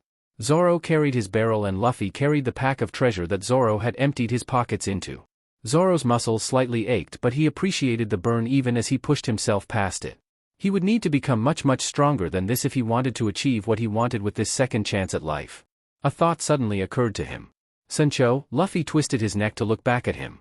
"How would you feel about not having this world's greatest swordsman on your crew?" Luffy frowned as he tilted his head in question, eyebrows furrowed. "Well, I've already done it once. I have another dream this time around." Zoro struggled to articulate the whirlwind in his chest, as he looked down at his moving, too small, feet. "I want to become strong enough to make sure we all make it to the end. If I get the title on the way, that's fine too, but I don't really care to chase it." He looked at Luffy, relieved to see him smiling. Luffy turned back to face forward. "Zoro's already the world's greatest swordsman even if this world doesn't know it." His frown and the pressure on his shoulders lightened at that. "So long as Zoro doesn't leave the crew it's all good. Besides, it's really nice to know Zoro and I share our dream this time." Zoro's eyebrows rose at that. Luffy's dream wasn't to be Pirate King? That shocked Zoro, and that shock grew as he realized what Luffy was really saying. He'd never wanted Zoro to leave the crew. He agreed with Zoro. He didn't care what titles they had when they reached the end, as long as they all made it there together, safely, with smiles on their faces and less pain and sorrow than the last time. "I'm still going to make the world admit I'm the Pirate King though. What else am I supposed to do? Let a hothead like Spiky take it?" Zoro's lip quirked and his shoulders completely loosened, even as his arms struggled. That was the captain he knew. Zoro felt mildly bad for Kid for missing his chance once more before brushing it away. No one was more deserving of the title than Luffy. "It's not the dream this time though. I'm already the Pirate King and Zoro's already the world's greatest swordsman. The rest of this world just doesn't know it yet." Zoro nodded in agreement, reassured and happy as he followed his captain through the forest. Luffy was right. They both knew what they needed to do and they knew what they were. They had a leg up in knowledge and they'd sure as hell use it. They could and would make this world better than their last. That was the only option. Zoro grinned, his resolve now as solid as the blade of his swords. "Zoro, your Haki is running wild." Zoro started at Luffy's words and realized he was right. He reined it in and thanked whatever god there was that he didn't have his cursed eye this time around. "Dinner. Nice job, Zoro," Luffy exclaimed, putting down his pack. He took one of the swords from Zoro's belt and cut down a few vines as Zoro put down the barrel and rested against it. They were back at the cliff where they spent the last night and he stared at the horizon. Luffy scurried to tie together the seagulls and rabbits that had fallen unconscious after he'd wrung their necks so they would be easier to carry. Something pricked his instincts just before the head of a large sea king emerged over the edge of the cliff. Luffy! Luffy looked up at Zoro's exclamation. A few feet in front of him was the raised head of a familiar sea king. Luffy tilted his head as the monster growled, flashing its teeth. Luffy heard a click as Zoro started to unsheath his sword and Luffy opened his palm, a signal for Zoro to stand down. It was way smaller than he remembered, but that was probably because this time he knew what a fully grown sea king looked like. The last time he had met this particular one it had only taken him one punch to knock it out. The monster opened its maw while Luffy briefly decided how to deal with it. He could have just used Conqueror's Haki or the voice, but he had been wanting a big opponent to test his base physical strength against. He wouldn't find a better one on this whole island. Moments before he got swallowed, Luffy unleashed a Gomu Gomu Gatling. He nodded in satisfaction when the creature disappeared below the cliff edge once more. Luffy turned his head to Zoro with a smile and his first mate just shook his head. Luffy picked up the animal carcasses once more, looping them around his neck. He was about to heave up their treasure load when out of the corner his eye something moved. Still too weak. Luffy complained to himself. He was suddenly a lot more happy about how heavy that treasure pack was. The Sea King opened its mouth again and Luffy was about to punch it again when a thought occurred to him. "Nah, why are you trying to eat me? I'm on land. I haven't even done anything to you yet." He shouted at it and jumped out of the way. Zoro unsheathed Wado but didn't move from where he stood. The monster tried to bite at Luffy again but he was out of its range. "Foolish human. Stay away from the king." A hissy voice, practically oozing venom, filled his head. Luffy furrowed his brow. Zoro glanced at his Sancho. "Can I kill it yet?" Zoro asked flatly. "We could probably feed everyone for a couple of weeks with this." "My king." The voice was suddenly full of anguish. Wait, he said to both of them. "Stupid eel face, I think you've got something wrong. Zoro's not your king and I sure as hell don't want to be." The eel growled at him and snapped its teeth once more, though with less vigor than before. Being out of the sea must have been affecting it. "Foolish human. We have been waiting for our kings to meet for centuries. I will destroy any in my way." Luffy felt a headache coming on. "Just go back to the sea before you dry up," he said, releasing some of his haki. The Sea King made a confused sound, eyes darting between Luffy and Zoro. "Sancho, are you done talking with it yet?" Zoro asked, all three of his swords at the ready. The Sea King let out a low whine before disappearing below the cliff edge once more. "Humph. It didn't seem to care what I said." This little Sea King seemed to think that Zoro was its king. Zoro laughed. "You're joking, right?" Zoro asked. Luffy simply shook his head. "What a stupid eel face." "Shishishi, yeah, it's pretty young and stupid," Luffy confirmed with a sardonic grin. "Let's head back to Dayton's before it decides to come back. I don't feel like arguing with idiots." Zoro nodded and picked up his barrel of sake. He didn't bother to ask for the minute details of the conversation between the Sea King and his captain. Most creatures tended to underrate his Sancho, which was why Zoro was always on high alert against them. However, Zoro had learned from his experiences. No matter who faced his captain, they were merely dust at his Senchu's feet. Luffy and Zoro arrived at Dayton's just as the sun was starting to set. They opened the door, hauling their loot with them. "Brat. You're back. What did you bring with you?"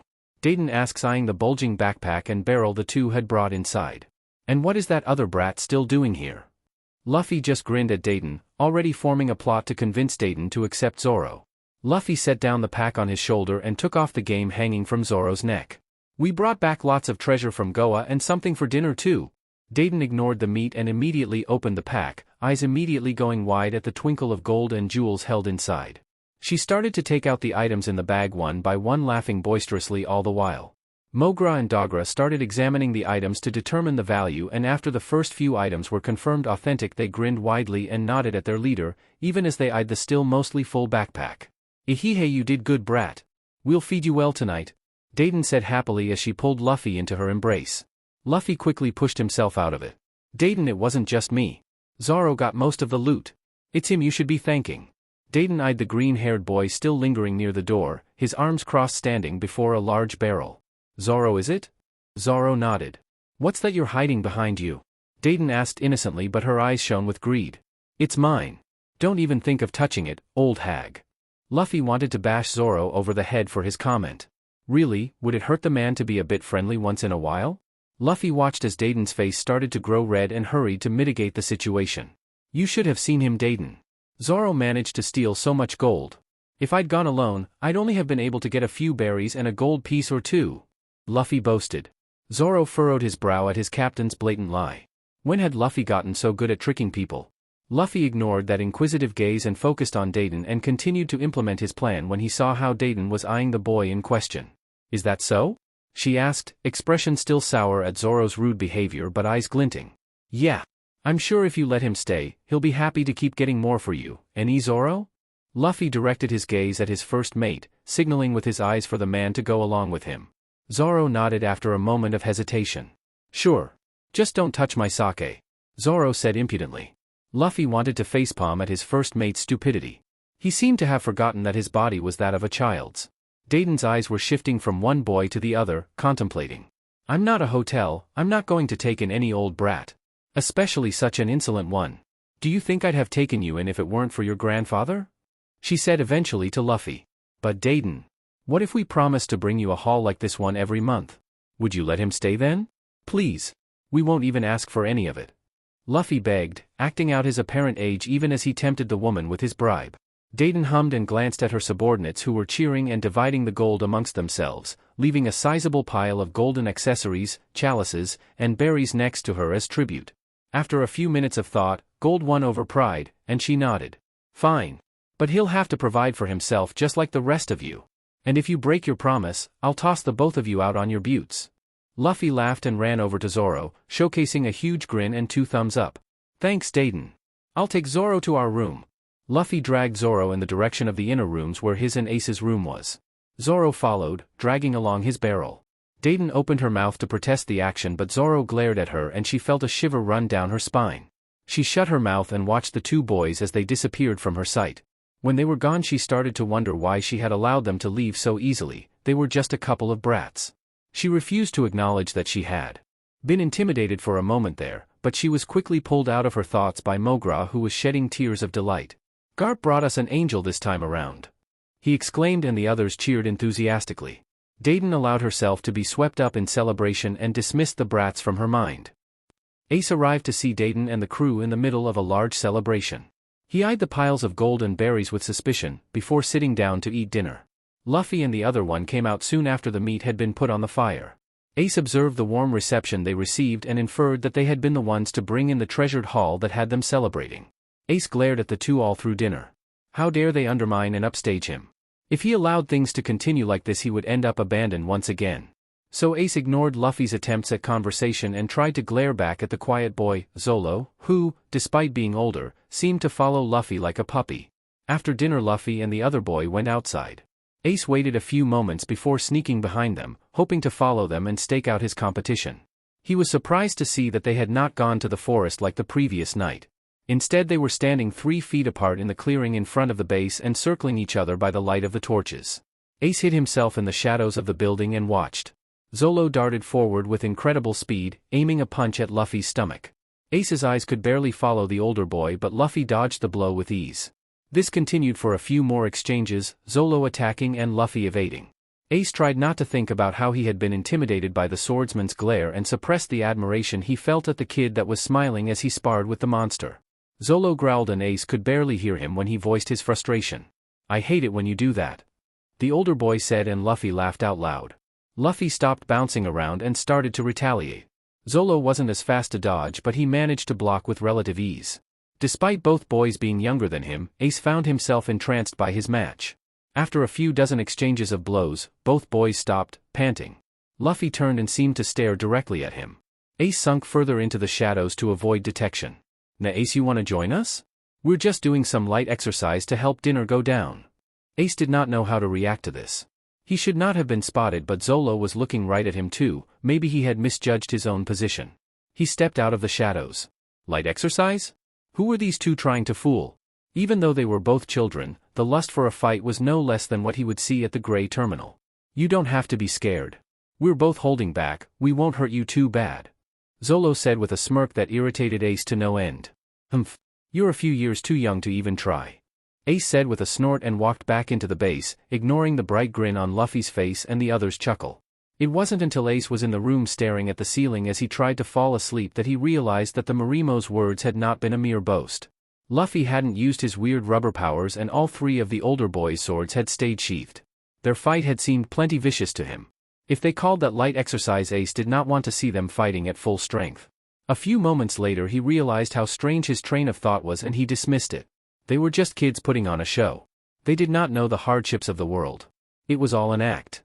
Ace was in that sweet place between dozing and deep sleep when he heard the sound of the door opening and two pairs of feet entering the room. Though the sounds had pushed him to full consciousness, he continued to pretend to be asleep. Ace heard the sound of cups slowly filling and he slit his eyes when he smelt alcohol. Through the light of the moon he could see both boys holding cups and sitting back to back close to a barrel at the corner of the room beneath the window. He watched as both boys drank from cups whose very scent had his stomach turning in memory of his own horrible experience from a few days ago. Luffy was fiddling with his hat between gulps and Zolo stared unwaveringly at the moon. Ace was about to sink back into his sleep when he heard faint whispers coming from the two boys across the room. He forced his senses into sharp focus to pick up on their words. "Don't take too long." He caught the tail end of Luffy's sentence. Zolo hummed in response and Ace heard the sound of a cup being filled. Nami should be first. Ace kept his ears open hoping to glean some information that he could use to his advantage. But Sanji could be somewhere starving on a rock by the time we make it out to sea. Luffy whispered. Ace vaguely remembered that Sanji was a cook friend of Luffy's. Why would he be starving at sea? Better than dealing with those Germa pests. Luffy sighed in response and Ace once more heard the sound of a cup being filled. Somehow the two were managing to whisper at a volume lower than that of the flowing liquid. He didn't know if he was grateful for the consideration or irritated because he couldn't be sure of the words he heard since they were so low. Nami first, I guess. We'll need to push hard if we want to take them, they're not the same as the average pirates in this blue. Luffy said. Ace's mind was whirring with questions. What were these people talking about? Pirates? They wanted to take them on? Were these brats suicidal? It won't be any harder than Dressrosa or Wano. Zolo said in what was probably meant to be a comforting tone. Ace pricked his ears at the unfamiliar names. Those weren't the names of islands or cities in this blue. Were these brats from the other seas? But Luffy was Garp's grandson. He should have been born and raised on this island. What was this conversation they were having? They sounded like veteran sailors Ace overheard speaking on the docks of Goa, dreading the terrors of the Grand Line, yet somehow far more lax in their tone. Ugh, don't remind me. Luffy said in a more sedate tone than Ace had ever heard from the boy. They sat in silence for a while and Ace was about to give up on his eavesdropping when Luffy suddenly spoke again. Do you think Whitebeard will stick around for a bit longer this time? Luffy asked. Ace initially assumed that the boy was talking about Garp, but somehow the name Whitebeard kept echoing in his mind. The two boys' conversation somehow became even lower and Ace dozed off with echoes ringing in his ears. That night he dreamt of cool blue fire, a comforting white mustache attached to a warm giant, and he woke up to the sensation of red-hot lava in his chest. Ace shot up clutching at the center of his torso, still feeling the phantom pain from his dream. His eyes darted around the room but all he saw were empty drinking cups and futons. Something's missing. He didn't know where the thought came from but it made him frantic. He untangled himself from the sheets and wiped away the sweat that was dripping into his eyes as he ran out of the room. His eyes swept across the empty main hall. Raid day meant none of the adults were around. Despite knowing this well, his heart wouldn't calm down. Where is it? He ran out the front door, not even registering that he had no idea what he was looking for. As the clearing in front of the base came into view, something inside Ace snapped and he collapsed against the door jamb in relief. Running laps around the clearing was a small boy wearing a characteristic straw hat. A sensation of peace flowed through him for a few moments before he fully woke up and frowned at his own ludicrous actions. That was when the boy noticed him and without missing a beat changed course and ran full throttle in his direction while shouting his name with that impossibly wide smile.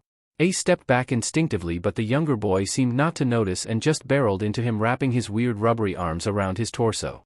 The hat fell from the top of his head to rest across his shoulder blades. Ace's hand reached out without permission, aiming at that messy head of inky hair, lightly ruffling it for half a moment before he noticed his action and turned the light caress into a forceful push. "The F are you doing?" he shouted, voice still hoarse from sleep. He wasn't sure if he was asking the octopus wrapped around his torso or himself. Luffy's neck snapped up, eyes too wide and lightly teary. Oh God, is he gonna cry now? Ace's frown deepened further as he looked into those watery eyes. However, the pained expression quickly disappeared, replaced with his usual grin as he unwound his arms. Shishishi. Sorry about that. I was really pumped up from running and I went too far. Don't be mad, okay, Ace? The boy's voice was cheerful but his eyes were clearly cautious, carefully evaluating his expression. Ace felt like his insides were jumbled up and his head hurt, so he just turned away with a mumbled whatever and went to the kitchen for breakfast. Luffy swayed where he stood for a few moments, torn between following his big brother and pushing forward with his training. A horrid memory flashed in front of Luffy's eyes and his expression hardened. He turned around and continued to run his laps with renewed determination. Luffy was panting, having finished the last of his push-ups, concluding his workout for the morning. From where he was sprawled on his back, arms akimbo, he couldn't see anything except the fluffy clouds drifting and changing shape above him. He had his haki stretched out to its max and was happy to notice that he could feel the outskirts of Gray Terminal. He pulled himself back when he noticed Ace exiting the base. He sighed in relief when he noticed that instead of the dark muddled confusion, Ace was back to his normal grumpy and pissy self. Luffy jumped to his feet and looked at Ace with anticipation. He wanted to meet Sabo again. It was already a minor miracle that he had held himself back this long. "Don't look at me like that. You can't come. Go play with the other brat." Ace snapped in reply to Luffy's unvoiced hopes. "Zoro went with the others on the raid. I'll be bored to death if I stay here alone. Take me along." Luffy pouted, knowing he was acting like a brat. But he looked the part, so what was wrong with taking advantage once in a while? So long as Zoro wasn't around, he wouldn't even need to be embarrassed. "What's that got to do with me? I'm not your dad, I don't have to take you anywhere," Ace said and stomped into the forest. Luffy followed after him grinning. "Who'd want to go anywhere with that guy? He's so boring and stiff," Luffy said in reply, jogging to keep up with the older boy's hurried steps. Despite the intense workout he had just completed, he didn't feel tired at all. The nostalgic situation filled him with elation. "At least you know him," Ace mumbled, thinking Luffy couldn't hear, but he did and his steps faltered. Ace assumed he had already gotten tired and raised his voice. "Stop following me." Luffy picked up his pace again and caught up. Ace started to veer toward the more dangerous part of the forest, but Luffy just smiled, not worried in the least. "Na Ace? Is what Dayton said true? Is your dad a demon too?" Luffy asked, feigning innocence, hoping to get Ace to open up. Ace stopped in his tracks and glared at Luffy, who had jogged a few paces ahead, before realizing that Ace stopped. Luffy turned and took that glare head on, not fazed in the slightest. He tilted his head to the side innocently. Luffy used to be unable to tell a lie. Unable to think before he acted. Unable to strategize. Unable to be anything other than a reckless fool who dove head first into danger, dragging those around him with him. However, war and dying and a year alone filled with quiet contemplation and regret had taught him. When he died, he had already picked up the basic skill of concealing his true motives and hitting the problem from the side. But he had still been as reckless and rash as ever. That year on Laugh Tale taught him patience. In this moment he was very grateful for all those stupid blunders and hard experiences. He would use every single one to the fullest this time around to live a better life. One of peace and happiness and long lives, rather than adventure and danger and death. Ace stayed quiet, trying to glare him into dropping the subject. Luffy looked him in the eye and pretended not to notice the hostility oozing off the boy. "So? Who was he? Did he have a high bounty? Did he kill bad people or good ones? Did he have friends? Nay, since they're both demons, do you think he knew my dad? Wouldn't that be cool if he did?" Luffy assaulted Ace with questions, watching as the glare faded, replaced with confusion causing his brows to furrow. "What's all that matter? He was a bad guy," Ace shouted. Luffy frowned and unconsciously glared back, not noticing Ace's shiver. "Of course it matters. If you don't know anything about him, how do you know he's bad?" Luffy was seething inside. He kept it controlled enough that his conqueror's haki didn't come out and hurt Ace, but that glare of his was exceptionally cold and harsh. It struck him for the first time how little Ace knew about the great man that was his father, despite his rage towards Roger being at an all-time high at this point.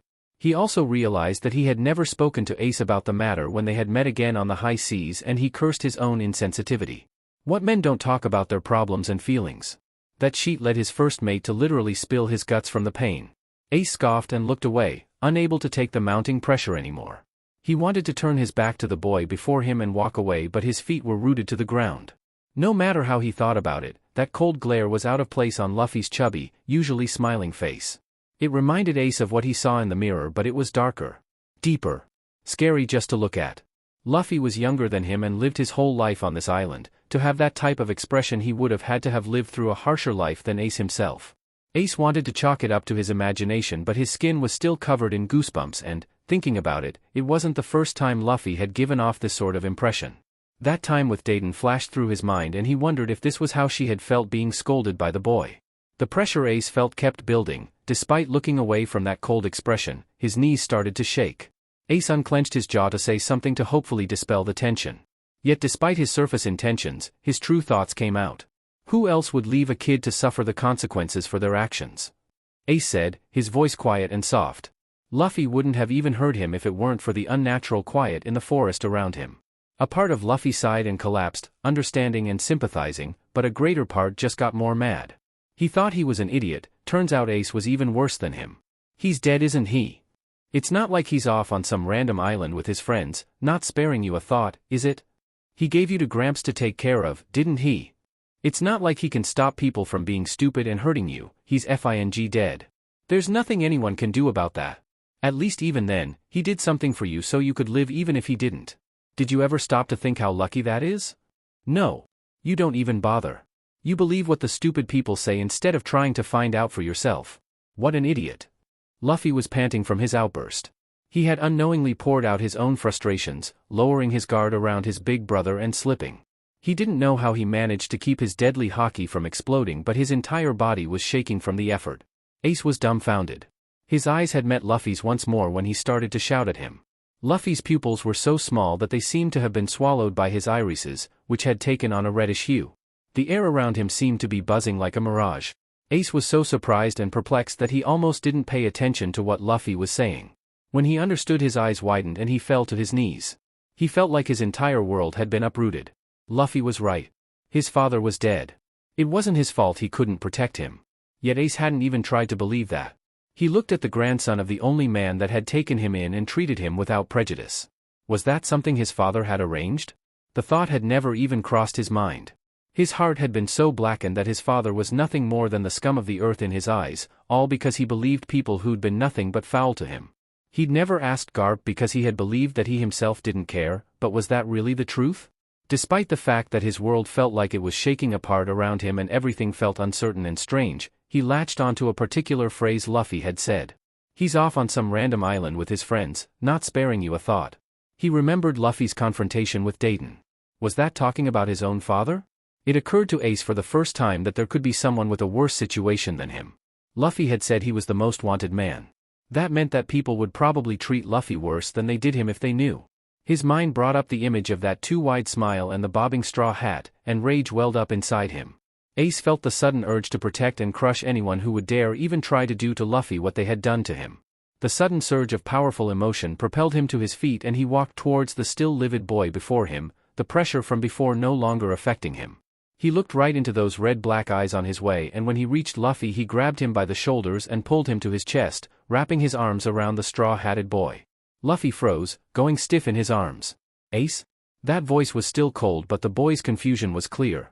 SHHHH, Ace voiced firmly, momentarily squeezing the boy. At that Luffy seemed to collapse, body turning slack. Luffy grasped at Ace's shoulders and fell to his knees, dragging Ace down with him. Ace heard a muffled sob and the strength of his hold increased. Quiet tears ran down his face as Luffy sobbed into his chest. Luffy was right, he was an idiot. He wasn't a kid anymore, lol. Thinks the 10 years old. Forgive me. He should have thought of this himself. Ace looked down at the boy sobbing into his chest, rubber arms too tight around his chest. At that moment he made a choice. He wouldn't let this joyful, pure kid be treated like he had been. Just the thought of that angry face he saw in the mirror in the mornings or that chilling glare being a permanent feature on Luffy's face filled him with a too strong sense of rage and protectiveness and wrong. Ace vowed to himself that he would not allow even the possibility of such an outcome. Luffy's sobs turned to sniffles, but his hold on Ace didn't loosen. Enveloped in the unexpected safety of his big brother's arms, Luffy couldn't help but let loose all the indignation and injustice he felt inside.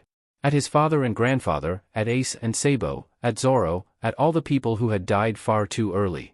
He only started to restrain himself when he felt the intrusion of a small cautious presence in the quiet circle that had formed around the two of them. Recognizing that it wasn't a threat, he was reluctant to let go of Ace. It was only when Ace stiffened in his presence, previously full of sadness and protectiveness, became consumed by caution. Luffy extricated himself from Ace, noting how the boy reached for a metal pipe that wasn't there. Luffy sighed and suddenly a wave of exhaustion hit him. He felt far too old and tired. "Hey Tora," he said, his voice hoarse from his sobbing. "Luffy?" Ace asked, cautious and on his guard. "It's okay," Luffy reassured as he walked over to the hesitant tiger cub hiding between the trees and shrubs. He sat down and Tora just stared at him. After a moment of staring at each other quietly, Tora approached him. Luffy could feel Ace's imposing presence at his back and he unconsciously raised his arm, revealing an open palm. His default signal to his crew for them to wait. It surprised Luffy when Ace froze, as if understanding. Tora walked right up to him and after a moment of clear indecision, she prowled into his space and started to gently lick his cheeks, wiping away Luffy's tears. "Tora's a friend," Luffy explained to Ace, whose shock and disbelief was practically palpable. The truth was Luffy himself was surprised by the gentle consideration from the beast. But after a very brief moment of surprise he gratefully welcomed it. He'd always felt at ease among animals, this was no exception. Ace remained tense at his back, ready to strike at a moment's notice. After a few minutes of liking, turned into gentle nuzzling, Ace somewhat relaxed and stepped back, falling on his butt to sit just behind Luffy's left shoulder. "You're too weird," Ace said, voice full of conviction and false condemnation. In response Luffy only grinned widely, stroking Tora's head. Even without looking at Ace, Luffy could see the suppressed grinning expression on his big brother's face. But then again he didn't even need to. He could feel the peace and contentment flowing through Ace, practically shouting out its presence in the unnaturally quiet forest. Luffy lightly hugged Tora, conveying his gratitude. "I guess I am, huh?" Luffy said, his smile growing unnaturally wide. He thought to himself that Ace was certainly right and for the moment his shoulders felt as light as air, unburdened by sadness or loss or grief. This is good. It was not even mid-morning, Zoro was stalking a caravan carrying cargo meant for one of the nobles in the walled city with Dayton and her band of merry misfits. They were waiting for the caravan to enter the forest where movement would be hindered for the unskilled and those unfamiliar with the territory. The destination was in sight when Zoro felt a piercing pain in his chest. He was suddenly enveloped by pain and anguish and rage and frustration. He gasped and clutched at his chest trying to quell the onslaught of emotions. He vaguely registered someone crawling over to him and whispering to ask if he was all right. Instinctively he pulled out a sword and pointed it at the offender even as he was still crouched, eyes tightly clenched and breathing ragged. After a few moments he noticed the familiar sensation of emotions not his own taking him over. It had happened a few times with the demon in his eye. Zoro's mind was whirring trying to gauge if it was possible that it had traveled back in time with him, even if he had gotten his eye back. He instinctively froze all of his muscles and made sure to cease any energy that was emanating outward. "Stand down." He heard an echo in his head and his mind short-circuited. He was unaware of where he was and what age he was in. He could feel his mind slowly sinking into panic but he forced himself to calm down and slowly unfurled his observation haki. He pushed the boundary until his head started to ache but he didn't feel any familiar presences. He gritted his teeth and pushed some more finally catching a wisp of Luffy very close to some vaguely familiar fluffy thing that he recognized as safe and he let out a small sigh of relief. Then he sensed someone else, someone vaguely familiar that immediately rang alarm bells in his head. It was probably the one responsible for the surge of emotion that he now understood came from his captain. Zoro suddenly opened his eyes, razor-sharp focus and determination the only emotions present. He unsheathed all three of his swords and darted out of the bushes onto the mountain road. He cut down a wheel from the caravan in his way and immediately slashed at the vital veins on the extremities of the ones in his way. When the last pest was cut down he headed towards his captain as fast as his limbs could carry him. His surroundings were a blur of brown and green and gray, branches and stones cut into the flesh of his legs and shoulders and face but he seemed not to feel them, his mind focused solely on the ever-nearing presence of his Sencho. He did not notice when the surroundings flying past him turned from the colorful fresh air of the forest to the gray and bleak filth of the gray terminal. The captain was close, that dangerous person was still next to him, along with a completely foreign presence. Zoro forced his burning limbs to move harder, faster, closer. He turned a corner and the first thing his vision zeroed in on was that familiar straw hat, the second thing was the black-haired boy with freckles, standing way too close to his Sencho. Zoro didn't hesitate before drawing Wado and pointing it at the offensive boy's neck. The only thing that stopped his blade from immediately decapitating him was a sharp Zoro barked out just as his blade touched flesh. If it was a demon blade that wouldn't have mattered and his prey would have already fallen, he thought darkly, a dark smile and sharp glare adorning his face. Despite his panting and exhausted muscles the blade was perfectly steady, and the boy at the other end of it looked ready to PSS himself which only made Zoro's grin widen. "Sabo! Take another step and you and Ace will both die. Stand down, I'll handle this." Zoro heard Luffy speak and slowly the thought that something wasn't right started to creep up on him. "Zoro, calm down. What's wrong? Why are you pointing your sword at Ace?" Luffy's soft gentle tone permeated through the haze covering his mind. His sadistic smile fell, a slight frown taking its place. "Don't pull that sheet with me, Sencho. I know this brat hurt you again. Zoro said through gritted teeth, momentarily taking his eyes off Ace to glare at Luffy, who was by his side and half a step behind, just shy of touching him. Zoro saw the confusion of his face before a vague light of understanding flashed through his eyes. Good. He understood. He turned his eyes back to the boy in front of him. The boy gulped, and the movement at his throat caused a few droplets of blood to flow out, running down his blade. The sight brought Zoro a deep, perverse sense of satisfaction. Zoro, I can explain. What happened earlier was just me being stupid, Ace had nothing to do with it. Luffy said in a soft tone. A firm hand gripped his shoulder, the other took hold of the hand gripping his sword. Zoro let out a dark chuckle. So it wasn't just that time? Seems like every time you see this guy it's the same. I find that very hard to believe. You sure you're not just covering up after this screw-up you call a big brother? Zoro asked viscously, turning his gaze back to Luffy.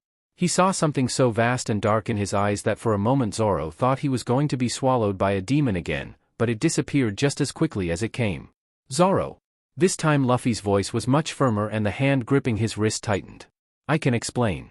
Luffy whispered that final bit, and his eyes carried a sense of desperate pleading. Zoro gritted his teeth and wrenched himself out of Luffy's hold. He turned to the boys and growled. Scram. Can you two leave us alone for a bit? I'll come find you and explain later.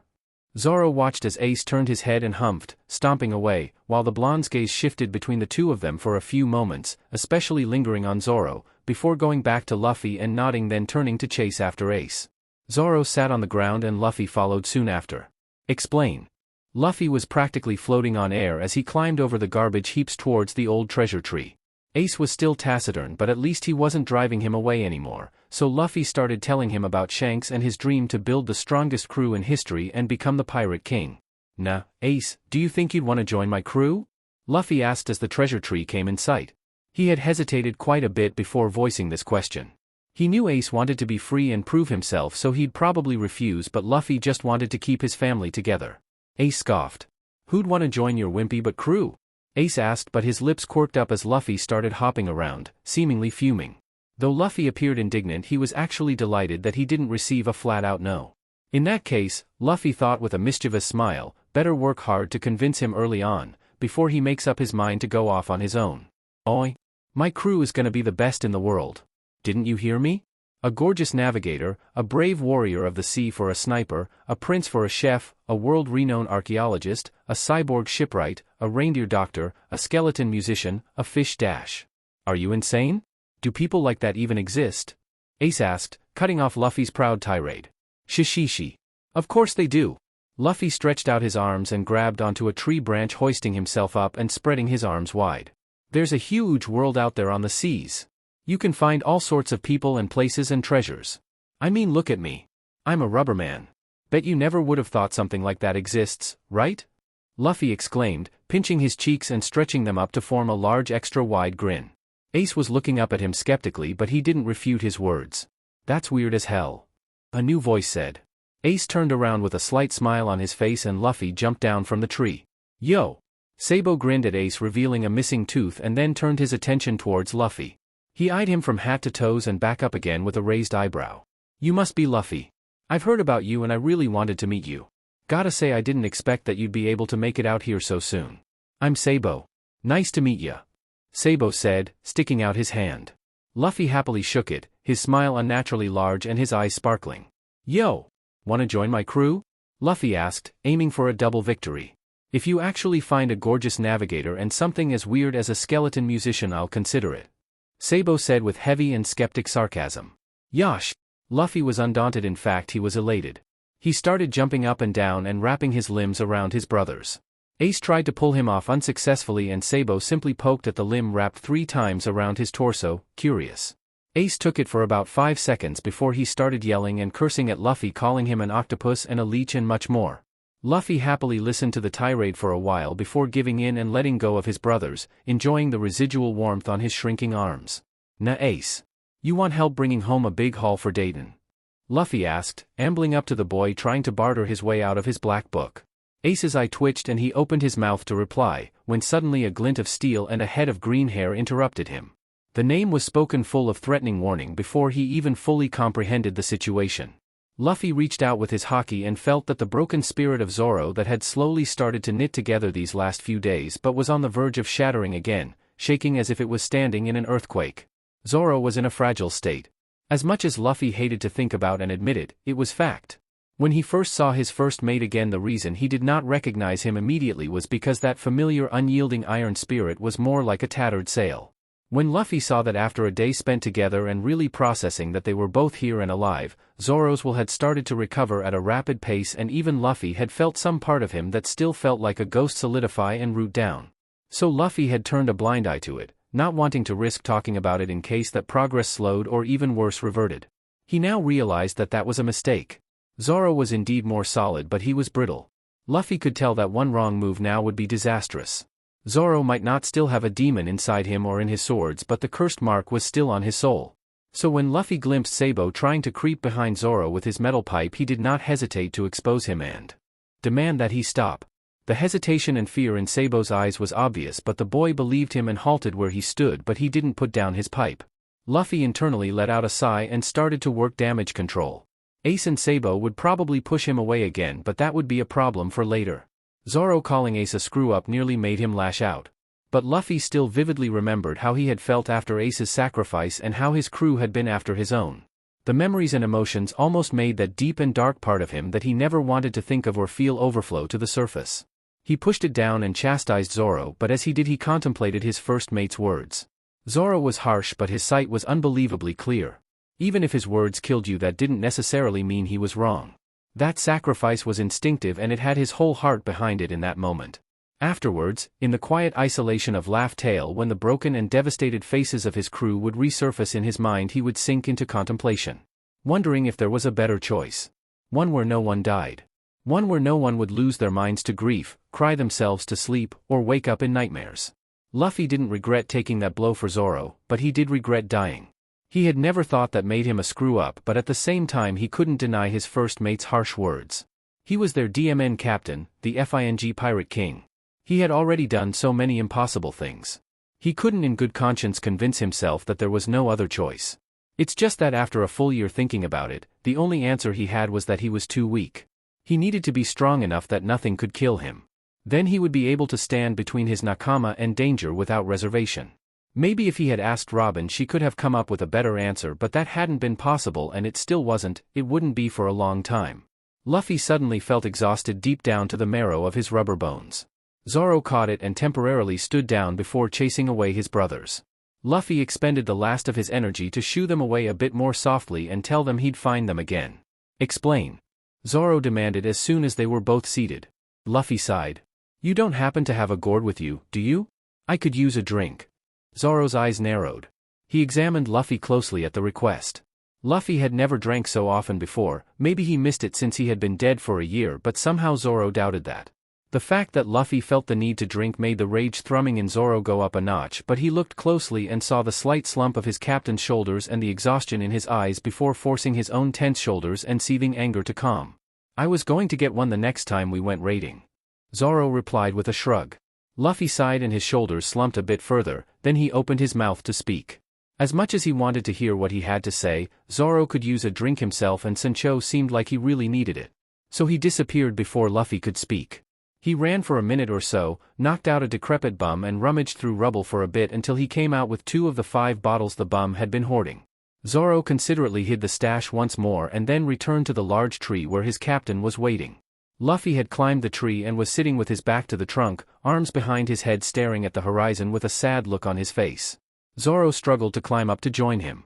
He didn't want to admit it, but his muscles burned something fierce and he wasn't sure he could make it up there with the 2 pilfered bottles in one piece. It turned out Zoro didn't need to worry. As soon as he'd climbed the first branch, rubber limbs came down and wrapped themselves around him tight before pulling him up until he was seated in front of Luffy. You're heavy, Luffy said. The sad look was gone and replaced with a small smile as he took one of the bottles Zoro was holding. Zoro narrowed his eyes. Shut up, he snapped. Then they both pulled out the corks in the bottles with their teeth, spat them down, clinked their bottles and took a pull of the cheap shitty sake, their movements perfectly in sync. They were both quiet for a moment as they looked to the horizon at the blue sea that was barely visible even from their vantage point, due to the small mountains of garbage. The tree was too stable, the air was too foul and the sea was too far.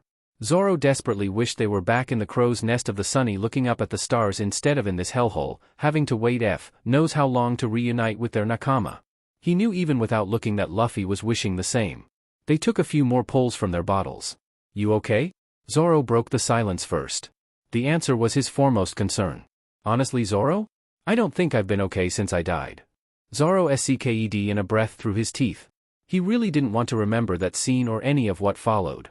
He sked back his sake, feeling like something inside him was seconds away from falling apart. His free hand reached out and grabbed Luffy's wrist, and as he felt that throbbing pulse, some of the burning pain in his chest eased. "Yeah, me either," he admitted, his voice hoarse. Luffy twisted his wrist out of Zoro's grip, moved closer so their entire sides were touching, shoulder to knee, and twined his fingers around Zoro's, holding tightly. They stayed like that for a while, just drinking sake and the warm presence beside them. Ace was grumbling about his dad. I tried to get him to open up about it a bit, hopefully loosen up that ball of rage in him and tell him how awesome his dad was. Luffy took another pull. I spoke to him, you know, Roger. Quite a few times. His ghost would show up on Laugh Tale once in a while. He was a great man, better than all the stories could ever portray. Zoro's hand tightened around Luffy's and he looked to see what sort of look the other had on his face. His mouth held a small smile but his eyes were clouded and sad. Zoro stayed quiet, patiently waiting for his captain to continue. He called him a bad guy, despite not knowing shit about him, and I just sorta snapped and berated him pretty badly. He seemed to listen to me, so it was all good after, but for a while there, I was a mess of rage and pain. That's probably what brought you running. Zoro looked down at their shoes. Hanging down over open air, then towards their hands clasped together, then towards his captain's face shaded by the brim of his hat. He never had parents, never knew a DMN thing about them, never cared to. Kushiro was the closest thing he had to a father, and compared to Ace and Luffy's, he was, well, stellar. At least he wasn't invisible or dead, and Kuina was a great sister in all the ways Zoro needed. Since Zoro couldn't relate, he just sat there quietly and he felt that same ball of rage and pain from before grow in his chest. I dunno, I guess hearing Ace putting Roger down when the guy did everything possible for a dying man to do just flipped my switch. Seems like it doesn't take much to do that these days. Sorry I made you worry. Luffy admitted softly. His tongue was sticking a bit and he saw that Luffy's bottle was almost empty. He looked down at his own and found it in more or less the same state. Though his head was a bit fuzzy, he was bigger and probably not as affected as Luffy. Sorry I attacked Ace and called him a screw-up. Zoro admitted just as softly. Whatever progress you'd made with him I probably undid. Now that he had calmed down, Zoro felt guilty. He knew better than anyone how much Luffy treasured his bond with his brothers, and he'd f'd with that. He was surprised Luffy wasn't a lot more mad. Zoro, what would you think if Ace and Sabo joined our crew? The question startled Zoro and he didn't know how to respond. He thought about it for a while as he took a tiny measured sip of what was left of his sake. Even after that he still had no answer, so he just shrugged. You're the captain. You decide who's on your crew, though, I'm in it for good whether you like it or not. Zoro said, and he left it at that. Luffy's shoulders, which had been growing tense, relaxed. Thanks, Zoro. Luffy said, and despite having finished his bottle his voice sounded completely sober this time. Then again, Luffy's metabolism was always ridiculous. Zoro hummed and kept taking small sips, hoping the half-inch in his bottle would last forever so they wouldn't have to come down. The day had been so tiring and it wasn't even lunchtime yet. Zoro really wanted to take a nap on a boat right about now. "Na Zoro?" Luffy asked but said nothing further. Zoro hummed again with his eyes half shut. "Do you want to see if we can borrow a boat from one of the fishermen?" Zoro's eyes snapped open and he turned his neck to look at Luffy so fast he got whiplash. Zoro had been on a boat less than a week ago, but he'd been alone surrounded by strangers. A boat with Luffy on it. Zoro had been dreaming about that for more than a year. When his hopeful eyes met Luffy's shining ones and his wide grin, Zoro didn't hesitate to nod and give an eye, Sancho. He finished off his bottle, threw it so it smashed against a bedpost in the heap and jumped down, doing 2 flips before landing with his knees bent. He looked up to see Luffy, who had just jumped and was hurtling towards him at full speed, clearly having no intention of making a graceful landing, but his arms and legs were spread apart except for the one holding onto his hat, and he was laughing all the way. A long, pure Luffy laugh. Zoro debated for a moment if he ought to let him splat straight on the ground, but then he saw the metal pieces and broken wood jutting out of the ground and he got on his feet just in time to catch him in his arms, only to immediately fall back on his butt. "You're heavy," Zoro complained. "Shut up." They looked at each other, only to find the same wide stupid grin on the other's face. So they laughed, got off their buttes, and started walking. Sabo walked away with Ace, who was still rubbing the intact skin of his neck every now and then. What the hell was that? Sabo asked, after a while of thinking and still unable to find a satisfactory explanation. Ace shrugged. I haven't known them all that long, but those guys have some major issues. And they're like seriously weird. Aren't you upset? He called you a screw-up. Ace shrugged again. That guy has never liked me. It's only been a few days, but that guy clearly hates me to the bone. He's never made a move before though, so I think that Luffy's genuine. Considering how that guy follows him like a puppy, that's the only reason I could think of as to why I wasn't stabbed before. Him being openly hostile like that, it's almost a relief. At least now I know he's not the type to scheme behind my back and just come at me. Besides him calling me a screw-up, he's not wrong. Ace said nonchalantly, his usually fiery temper nowhere to be seen. Of course he is. Sabo uncharacteristically lost his bearing. You know, Sabo, just today I learned that whatever you see or hear of a person, it's only just a fraction of reality. Towards those two, even the fraction that I know is too little to make a choice. I thought you of all people would know this much. Ace said, throwing a sideways glance at Sabo. Sabo sighed. You're not wrong, but even I can get said beyond reason when my best friend's life is in danger. He. It's surprising to see Sabo so sentimental. Just before Sabo's anger erupted, Ace continued in a small voice, thanks. It's a pretty good feeling to know you got my back. Luffy led the way to the border between the Grey Terminal and Goa Kingdom, where Ace and Sabo were lingering. They were both somewhat too tired, considering what they had achieved that day, which amounted to nothing. By the time they arrived at where the pair was bickering, Luffy had succeeded in putting on a clueless grin and Zoro was completely remorseful. Still, once the two noticed them, both went completely quiet. The atmosphere was tense and quiet for a few moments. "Na Zoro, you think you can manage to bring in me and Ace's share of the haul while you're picking up what you need from Goa?" "I'm beat." "Shishishi?" Luffy asked. Zoro responded automatically. "Who do you think you're talking to?" Zoro replied, full of snark. Though, Zoro allowed his unspoken question to trail off. "No restrictions. Go wild," Luffy said with a wide smile. "Just make sure to get enough sake for me too." To that, both boys smiled more widely than the atmosphere and their age called for. Ace and Sabo stayed quiet through their carefree exchange. The polar opposite of the charged atmosphere between them a mere hour before. "Ha ha ha. Isencho," Zoro replied. Ace and Sabo just stared, not believing that this was the same person that had been threatening their lives not so long ago. Both unconsciously turned towards Luffy for an explanation, but he didn't bother to spare them more than a glance. "Zoro, don't forget the gold. And don't get lost. I'll wait by the cliff," Luffy shouted, even though Zoro had already disappeared past their line of sight. Ace and Sabo stared for a moment at the empty space that had once held Zoro. Neither one could tell when exactly he had disappeared. "Anyway, Ace, you don't have to worry about dinner and next week. Zoro's got you covered." It's his way of saying sorry, you know? Then without waiting for a reply continued. "Say, why don't we go back to the forest for lunch? My food's not as good as Sanji's, but I bet it's awesome by your standards," Luffy said with an extra wide grin. "Oi! Who do you think you are?" Ace asked, acting full of righteous fury even as he followed Luffy's trek through the Grey Terminal. Sabo stayed quiet, merely observing. "What's wrong, Ace? You not hungry now?" Luffy asked even as he kept walking. Not receiving an answer after 0.5 seconds, Luffy just barreled on. "Tell you what, you both managed to keep up with me for the next 10 minutes. I'll give you the best meal you've ever had in your lives." Without waiting for a response, Luffy started running. Ace and Sabo looked at each other, trying to decide a course of action. Near-death experience with a wacko turned lamb before Luffy versus the promise of food and gold. "Well, I'm interested." Sabo spoke first. "I live with him. No matter how much I don't want to." Ace said. "Best meal? I guess we should follow him, huh? Just to see how far his bluff goes," Ace suggested. By the time Ace and Sabo caught up to Luffy's tracks, which he could have very easily hidden, Luffy was roasting wildfowl, but the scent was like nothing they'd ever experienced before. More than appetizing, it felt like it pulled you in by the sheer force of the aroma. Ace and Sabo spared each other a glance before simultaneously digging into the duck, goose, pigeon, seagull Luffy had prepared for them, and indeed, it was the best they'd ever had. Luffy simply kept grilling meat that the duo had no idea of the source. When a large white tiger approached them, Sabo and Ace stiffened. Ace relaxed first and Luffy simply tossed a portion of the grilled fowl to the tiger. Every fifth piece he would toss one high into the air and the tiger would leap and twist to catch it. Sabo simply sat there with half a mouthful dripping out of his mouth, watching the bizarre spectacle of tiger turned housecat by a 7-year-old. So, no one is going to talk about the giant feline? Sabo asked after a few minutes.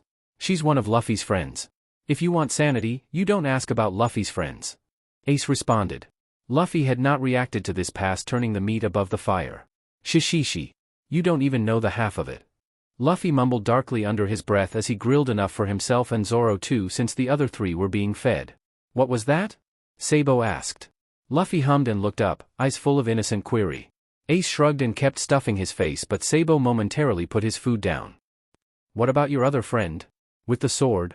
Sabo asked, eyes piercing and clear. God, Luffy missed that. He was just looking out for me. Luffy replied. Sabo was gobsmacked by the pair of them. The swordsman appeared out of nowhere on the verge of taking his only friend's life, and Luffy was able to leash and handle such a monster. Though Sabo was kinda terrified, he was also insatiably curious. He'd heard that Luffy was weird, at length, but not about the boy with the sword or the tiger. Ace had been holding out on him, the BSTRD. As soon as they were alone together again he was going to throttle him. By trying to kill Ace and calling him a screw-up? Seems like a real gentle soul. Sabo said, voice dripping with sarcasm. Luffy was quiet for a moment, quietly continuing to pile up a mountain of meat.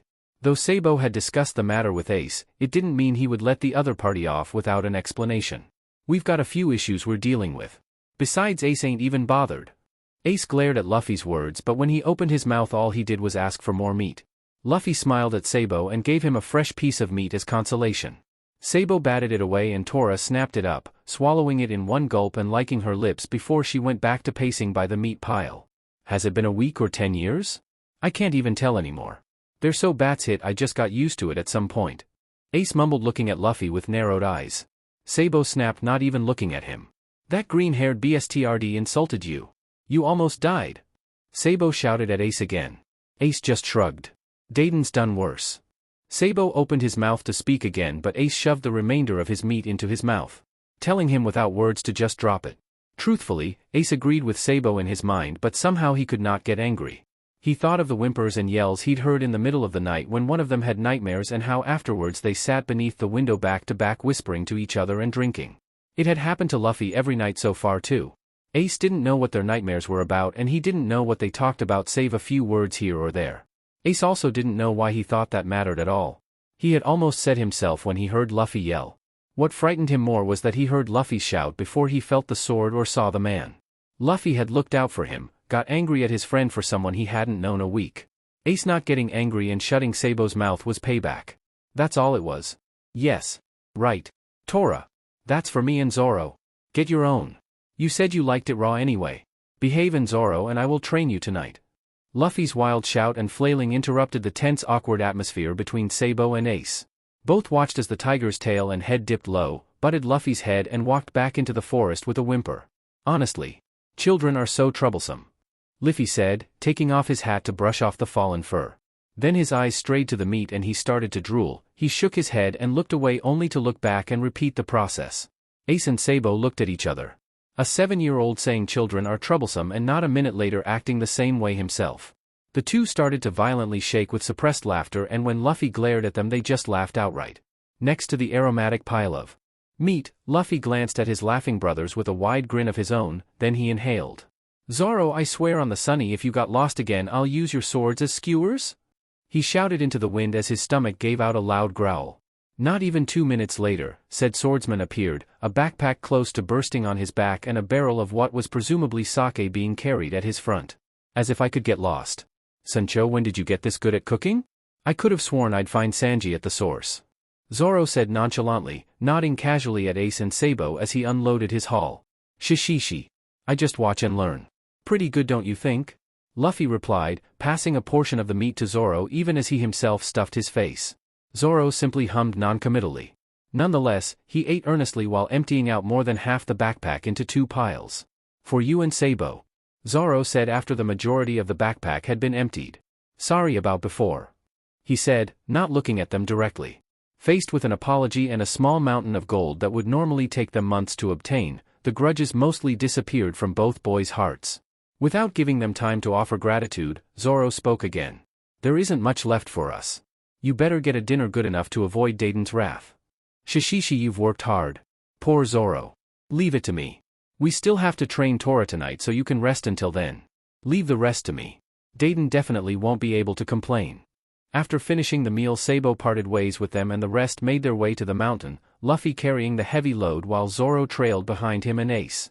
When they arrived at the bandits' hideout, he passed his load back to Zoro, telling him to bear with it and that he wouldn't take long before disappearing.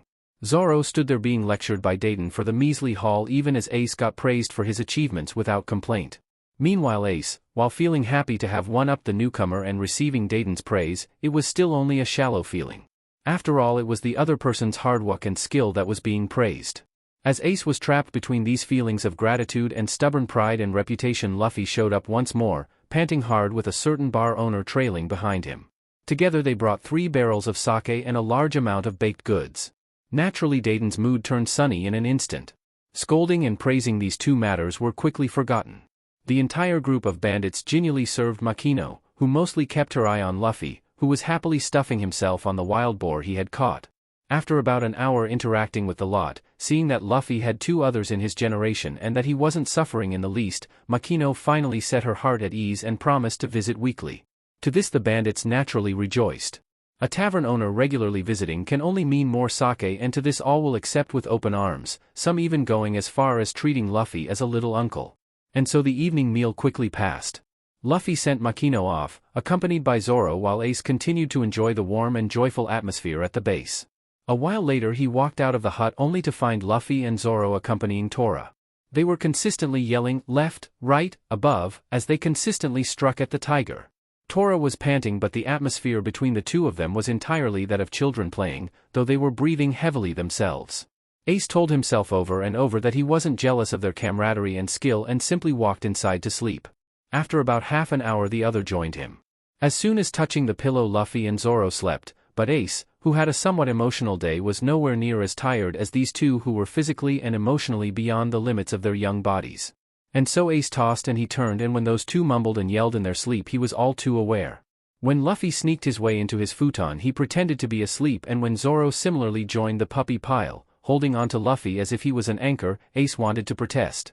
Yet somehow, seeing those young faces crumpled and sweating, receiving solace from wherever they could, he found himself somewhat helpless and just left them be. Eventually Ace fell into a fretful sleep himself. A few weeks passed in the same way. Waking up, training, visiting Sabo and looting Goa, catching food, training with Tora, and drinking themselves to sleep. The relationship between the 4 gradually grew closer. After just 2 weeks they were as thick as thieves.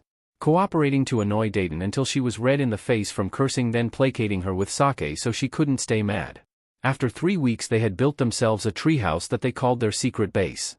After 4 weeks they started training together. DMN it. How is that even possible? Sabo exclaimed as he lay on the ground panting. He usually wasn't one to anger quickly, but this was just too much for him to deal with. Shishishi. Only 2 rounds and you're already on the floor? Ace lasted 3. Sabo gritted his teeth and used his pipe to support his rubbery muscles back up. I'm not done yet, Sabo said, determination shining in his eyes. Luffy and Ace both laughed at him as he walked towards Luffy with his legs shaking. It's okay, Sabo. You can get stronger slowly, Luffy said, compassionately, forcing him to sit. Yes brother, take your time, Ace said mockingly from under the shade of a tree. Sabo narrowed his eyes. You can look down on me when you're as strong as he is, he said, pointing at Zoro, who was lifting 3 rocks attached to ropes, each at least as big as he was. I can catch up to you in no time. Ace glared, first at Sabo then at the shirtless and sweating swordsman. Luffy's gaze followed Ace's, and looking at the young figure he inexplicably felt nostalgic sorrow. So few scars. Had he ever seen Zoro with so few scars? The slash across his chest had been given to him by Mihawk so soon after their meeting that it almost became an iconic characteristic of his first mate. However, he quickly shook his head and then nodded. Like this is better. Zoro glanced at Luffy, but seeing him nodding his head and smiling like an idiot, he shifted his focus back to his task, and no, he was not smiling at his idiot captain. Luffy gazed into the forest and something caught his eye, reminding him while also driving him to panic. Zoro! The cry sounded so desperate that Zoro immediately dropped the rocks and rushed to Luffy's back, scanning the surroundings. Luffy grabbed his shoulder and forced him to turn and pointed at something. Ace and Sabo looked in the direction he was pointing, on high alert. All fatigue seemingly gone. There was nothing there, but they stayed alert. Zoro, however, seemed to see something. DMN. It was their first time seeing Zoro look distressed. He looked towards Luffy, his tone almost pleading. What can we do? Luffy's face seemed like it had turned to stone. Angry and stern. Ace and Sabo looked at each other confused and somewhat amazed. We'll leave immediately. You get your swords and pack some necessities, I'll get us a boat. Meet me at the docks. Zoro nodded and his body started moving before his footsteps faltered. He looked down at his small clenched fists. But Luffy seemed to read his mind. We'll be fine, and if we're not I'll use it. Move. The last word was harsh and allowed no argument. Zoro rushed into the cabin without delay and Luffy started running down the mountain. The two boys unfroze when there was no longer anyone in front of them and they rushed to follow Luffy. He seemed to be expecting them as he was running more slowly than he could, but it was still too fast for them as they panted trying to catch up. Luffy! Wait! Ace shouted. The boy did not stop. Luffy! What happened? Where are you going? Sabo shouted. I need to go help out a friend. He replied without stopping. The two felt like their lungs would escape from their mouths and the town was in sight, but they persisted nevertheless. Take us with you. Luffy stopped so abruptly that they ran past him and skidded to a stop. He leveled them with a stern look. That fierce and angry expression had not faded in the slightest, in fact it seemed worse. You come, you die. I don't have the strength to do what needs doing and protect the two of you. So you stay. Luffy explained, his young voice so low it sounded hoarse. His eyes held a slight glint of insanity and they both shivered, somewhat afraid. But still they persisted. We can protect ours. Ace began but he was ruthlessly interrupted. You stay.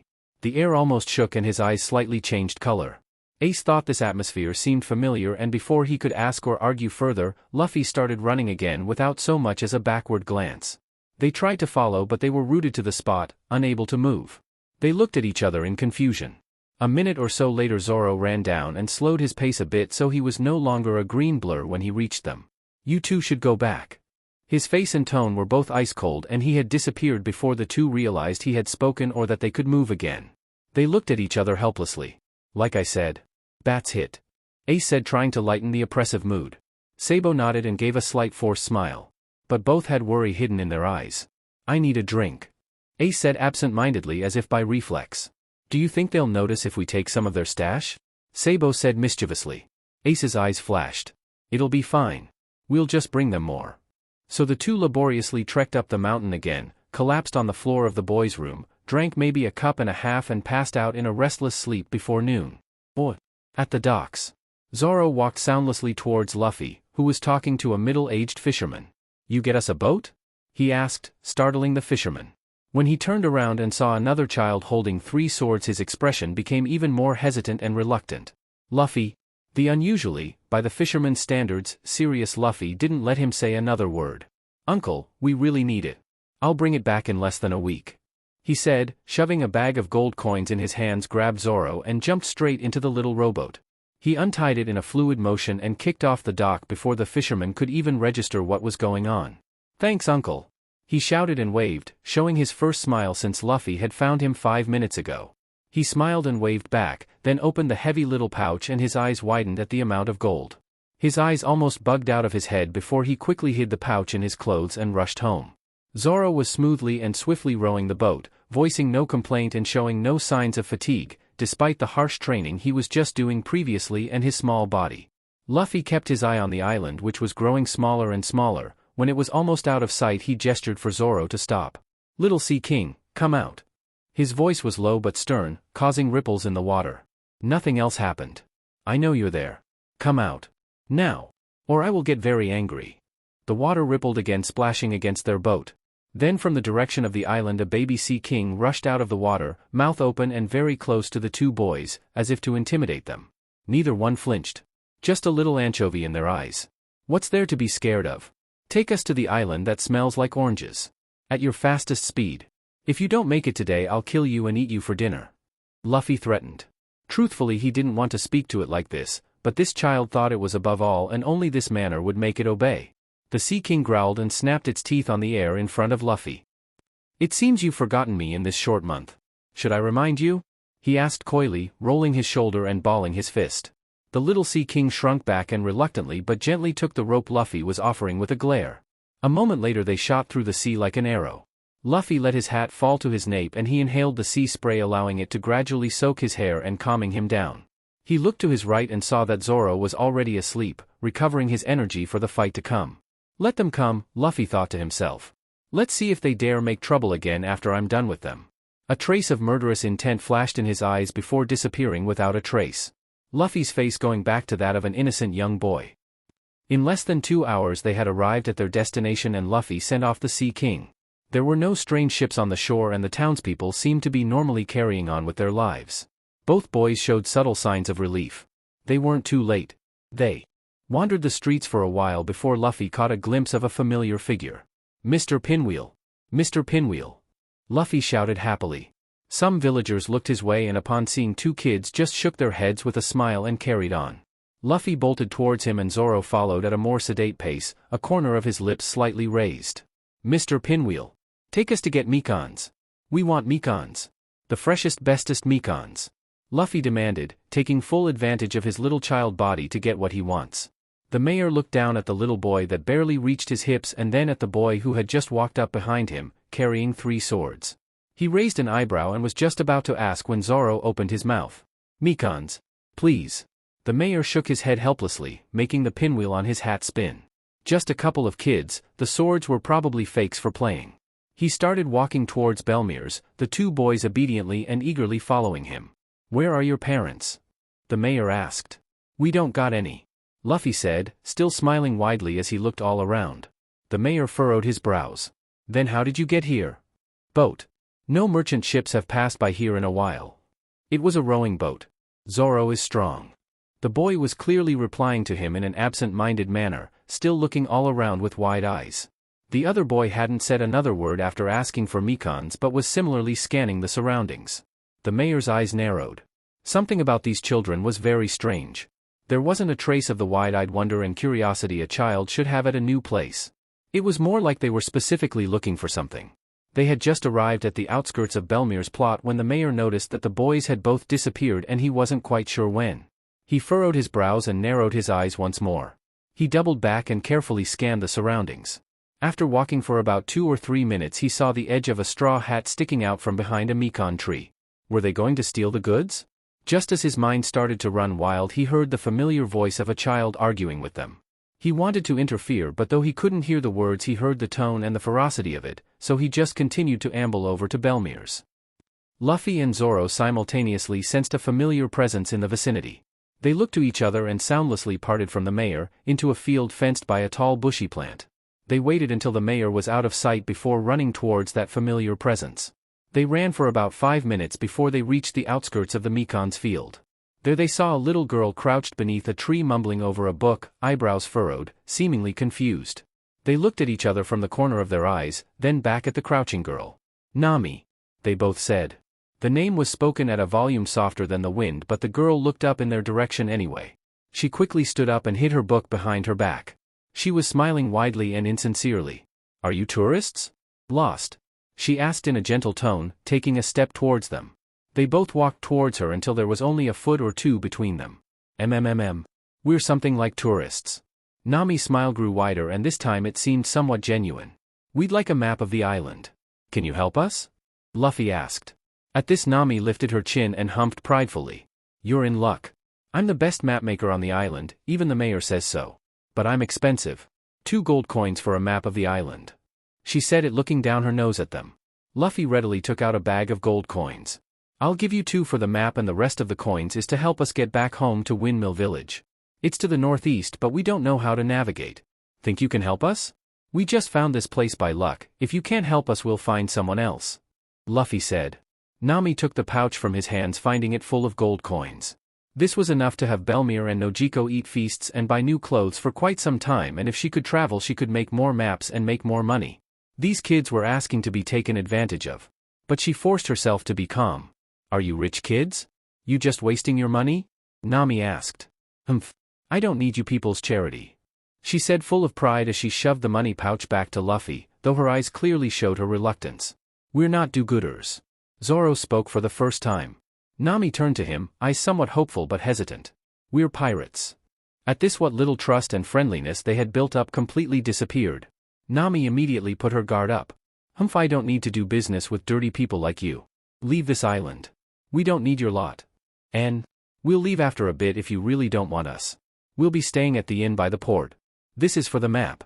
We hope you can deliver it to us. Luffy said, handing her 2 gold coins with an innocent smile, as if not noticing her distrust or Zoro's awkwardness. Then he pulled his first mate away and walked back towards the heart of the village. Just before they were almost out of earshot, Luffy turned back and opened his mouth. "You should learn, some pirates only live and fight for their dreams and friends, not involving the innocent," he said with a smile before turning back to face the village but not stepping forward. Nami was rooted to the spot.